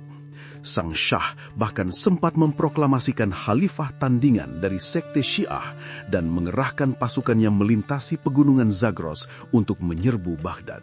Sebuah bencana yang hanya bisa digagalkan oleh badai salju musim dingin yang ajaib yang membekukan ribuan tentara Khwarezm hingga mati di jalur pegunungan. Disinilah An-Nasir, dalam upaya putus asanya untuk menjaga kemerdekaan yang baru saja ia raih, mungkin melakukan blunder strategis terbesar dalam sejarah Islam. Melihat Khwarezm sebagai ancaman eksistensial yang tak bisa dihadapi sendirian, pandangan matanya beralih jauh ke timur, melampaui sungai Oxus, ke arah stepa Mongolia yang gelap dan misterius. Di sana, seorang panglima perang bernama Temujin, yang kini bergelar Genghis Khan, telah menyatukan suku-suku nomaden menjadi mesin perang paling efisien yang pernah dilihat bumi. Rumor mengatakan bahwa An-Nasir mengirim pesan rahasia kepada Genghis Khan, mengundangnya untuk menyerang Khwarezm dari belakang, berharap musuh dari musuhnya akan menjadi temannya. Ia mengira Mongol hanyalah sekumpulan perampok yang bisa digunakan sebagai bidak catur untuk menumbangkan Syah, lalu disuruh pulang dengan segenggam emas. An-Nasir tidak menyadari bahwa ia sedang mengundang tsunami untuk memadamkan api unggun. Ia tidak paham bahwa Mongol bukanlah tentara bayaran, melainkan kekuatan alam yang datang untuk meratakan dunia. Ketika Genghis Khan akhirnya mengarahkan pandangannya ke barat, dipicu oleh pembantaian duta dagangnya oleh gubernur Khwarezm di Otrar, ia datang, bukan sebagai sekutu, melainkan sebagai kiamat. Badai Mongol menerjang kekaisaran Khwarezm dengan kecepatan dan kebrutalan yang melumpuhkan akal sehat.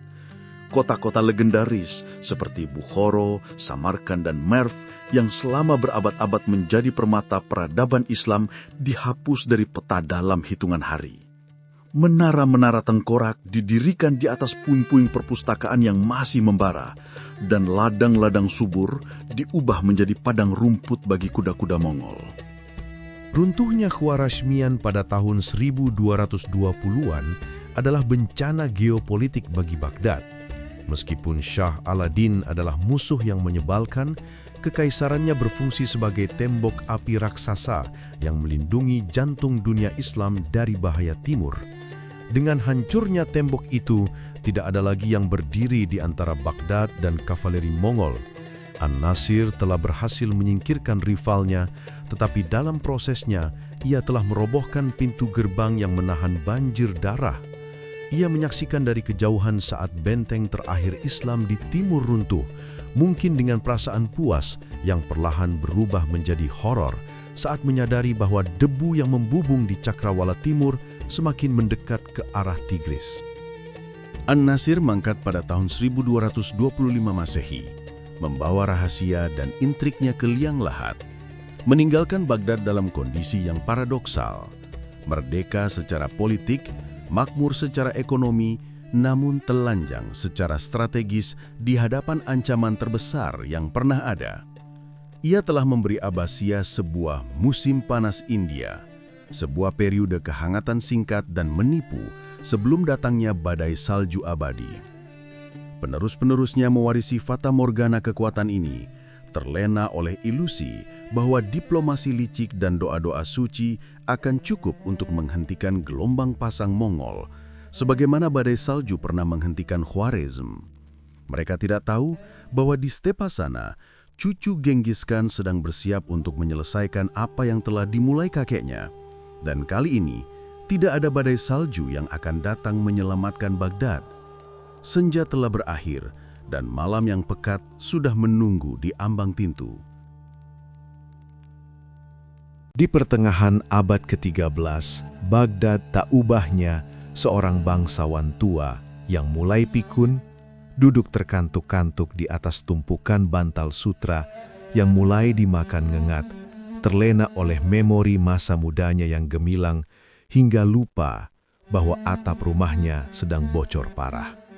Khalifah Al-Musta'sim Billah, penguasa ke-37 dari dinasti yang pernah memerintah separuh dunia, adalah personifikasi sempurna dari dekadensi ini. Ia adalah pemimpin yang hidup di dalam gelembung kaca, lebih sibuk menghitung koleksi merpati pos dan mendengarkan sanjungan para penyair istana daripada mendengarkan gemuruh guntur yang menggelinding dari arah timur. Bagi Al-Musta'sim, ancaman Mongol hanyalah rumor jauh, sejenis gangguan cuaca buruk yang akan reda dengan sendirinya atau bisa dihalau dengan sekadar mengirimkan upeti ala kadarnya.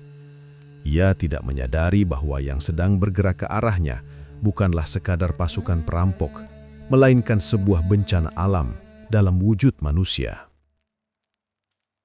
Di seberang Cakrawala, Hulagu Khan, cucu Genghis Khan, memimpin sebuah ekspedisi yang misinya bukan untuk bernegosiasi, melainkan untuk menghapus peradaban. Pasukan Mongol bergerak laksana gletser bisi yang merayap pasti, menggiling apa saja yang berani berdiri di jalannya. Mereka tidak membawa panji agama atau ideologi. Mereka membawa efisiensi kematian. Di samping Hulagu, berbaris pula pasukan koalisi yang mengerikan. Para insinyur Cina yang ahli membuat mesin pengepung, kesatria Kristen Georgia yang menyimpan dendam sejarah, dan ribuan pemanah berkuda yang akurasinya ditakuti iblis sekalipun. Target mereka jelas, Baghdad harus tunduk atau musnah. Namun, tragedi Baghdad tidak hanya ditulis oleh pedang Mongol, tetapi juga oleh tinta pengkhianatan dari dalam istananya sendiri. Wazir Sang Khalifah, Muayyad al-Din al-Alkami, memainkan peran sebagai rayap yang menggerogoti tiang penyangga tahta secara diam-diam. Didorong oleh dendam sektarian dan ambisi pribadi, Al-Alkami secara sistematis melucuti pertahanan kota. Ia meyakinkan Khalifah untuk memangkas anggaran militer, membubarkan ribuan tentara veteran dengan alasan penghematan, dan membuai Al-Musta'sim dengan ilusi bahwa seluruh dunia Islam akan datang menyelamatkan Baghdad jika Mongol berani menyerang. Sang wazir meniupkan asap opium ke mata rajanya, mengatakan bahwa bahkan para wanita Baghdad pun sanggup mengusir Mongol hanya dengan melemparkan batu dari atap rumah. Ketika Hulagu akhirnya tiba di gerbang Baghdad pada Januari 1258, ilusi itu pecah berkeping-keping, seperti cermin yang dihantam palu. Kota yang dijuluki pusar dunia itu mendapati dirinya terkepung rapat, tercekik oleh cincin pasukan Mongol yang membentang sejauh mata memandang. Al-Musta'sim yang baru tersadar dari mimpi panjangnya, dengan panik mencoba mengirim utusan untuk berdamai. Namun, Hulagu bukanlah pedagang pasar yang bisa ditawar. Ia adalah dewa perang yang tersinggung. Tawaran damai itu dijawab dengan hujan batu raksasa dari Katapel Manjanik yang meruntuhkan menara-menara pertahanan kota. Tembok Baghdad yang selama 5 abad tak pernah ditembus musuh asing mulai retak di bawah gempuran teknologi militer tercanggih zaman itu. Pengepungan berlangsung singkat namun brutal. Dalam waktu kurang dari 2 minggu, pertahanan kota runtuh. Al-Musta'sim dengan sisa-sisa harga dirinya yang telah hancur, berjalan keluar dari gerbang kota bersama para putra dan pejabatnya untuk menyerahkan diri berharap belas kasihan dari Sang Khan. Namun, ia sedang berjalan masuk ke dalam kandang singa dengan daging segar di lehernya. Hulagu menyambutnya bukan dengan keramahan, melainkan dengan tontonan horor. Ia memaksa sang khalifah menyaksikan pembantaian rakyatnya sendiri. Perintah Hulagu sederhana dan mengerikan. Tidak ada ampun. Pasukan Mongol dilepas ke dalam kota seperti kawanan serigala yang kelaparan di kandang domba. Apa yang terjadi selanjutnya adalah kiamat kecil di bumi. Selama seminggu penuh, Baghdad berubah menjadi rumah jagal raksasa. Jeritan ratusan ribu penduduk yang dibantai, laki-laki, perempuan, anak-anak, menggema hingga ke langit, menenggelamkan suara azan yang tak lagi berkumandang. Istana-istana yang dindingnya bertahtakan pualam dan emas dijarah habis-habisan, lalu dibakar hingga hanya menyisakan kerangka hitam yang mengepulkan asap. Jalanan yang dulu dipenuhi aroma parfum dan rempah-rempah, kini berbau anyir darah dan daging hangus. Piramida-piramida tengkorak manusia disusun di berbagai sudut kota sebagai monumen kemenangan Mongol yang grotesk. Namun, kehilangan terbesar bukanlah pada nyawa atau harta benda, melainkan pada memori umat manusia. Perpustakaan Agung Baghdad, termasuk Baitul Hikmah yang legendaris, menjadi sasaran vandalisme yang tak terbayangkan. Jutaan manuskrip berharga, hasil jeripaya penerjemah dan ilmuwan selama 500 tahun, dilemparkan ke Sungai Tigris. Buku-buku filsafat Aristoteles, risalah kedokteran Ibnu Sina, peta astronomi Al-Khwarizmi, semuanya dijadikan jembatan lumpur bagi kuda-kuda Mongol untuk menyeberang. Sejarah mencatat sebuah metafora visual yang memilukan. Air Sungai Tigris berubah warna menjadi hitam pekat oleh lunturan tinta para sarjana, sebelum akhirnya berubah menjadi merah pekat oleh darah para korban. Dalam beberapa hari, sumur pengetahuan dunia Islam ditimbun tanah, menciptakan lobotomi intelektual yang lukanya tak pernah benar-benar sembuh hingga berabad-abad kemudian. Akhir hidup Al-Mustaqsim sendiri adalah sebuah epilog yang ironis dan mengerikan. Hulagu, yang memegang kepercayaan tahayul Mongol untuk tidak menumpahkan darah raja ke tanah karena takut mengundang bencana alam, mencari cara eksekusi yang bersih. Sang khalifah terakhir, pewaris jubah Nabi, digulung hidup-hidup di dalam sebuah karpet tebal. Kemudian, pasukan kavaleri Mongol diperintahkan untuk memacu kuda-kuda mereka di atas gulungan karpet tersebut. Di bawah derap kaki kuda yang bergemuruh, tulang belulang dinasti Abbasiyah remuk redam, menyatu dengan debu tanah yang pernah mereka perintah. Tidak ada makam, tidak ada upacara, hanya sebuah gundukan gepeng yang ditinggalkan begitu saja. Dengan kematian Al-Mustaqsim, lampu yang telah menyala selama lebih dari setengah milenium itu padam seketika. Kekhalifahan Abbasiyah yang pernah menjadi matahari peradaban lenyap di telan malam yang pekat. Baghdad, sang ratu kota, ditinggalkan sebagai bangkai yang dikerubuti lalat. Populasinya menyusut dari 1 juta menjadi hanya beberapa ribu jiwa yang hidup seperti hantu di antara reruntuhan. Dunia Islam terguncang hebat. Bagi banyak orang saat itu, jatuhnya Baghdad terasa seperti akhir dunia, seolah-olah Tuhan telah meninggalkan umatnya. Namun, sejarah membenci kekosongan. Ketika debu di Irak mulai mengendap, pusat gravitasi Islam bergeser ke barat, melintasi gurun Sinai menuju Kairo. Di sana, para Mamluk, bekas budak militer yang memiliki tulang punggung baja, berdiri siap untuk memungut pedang yang jatuh dari tangan Abbasiyah. Hanya 2 tahun setelah kehancuran Baghdad, pasukan Mamluk di bawah pimpinan Sultan Qutuz dan Jenderal Baibars berhasil melakukan hal yang mustahil. Mereka menghancurkan mitos ketakkalahan Mongol dalam pertempuran Ain Jalut. Meskipun kekhalifahan Abbasiyah secara fisik telah mati di tepi Tigris, roh perlawanan Islam bangkit kembali di tepi Nil. Sebuah era baru dimulai, bukan lagi era pencerahan intelektual yang lembut, melainkan era militeristik yang keras, yang lahir dari trauma mendalam akan badai yang pernah datang dari timur. Baghdad mungkin telah hancur, namun gema dari kejatuhannya menjadi pengingat abadi bahwa peradaban setinggi apapun bisa runtuh dalam sekejap mata jika ia lupa cara memegang pedang untuk melindungi tintanya.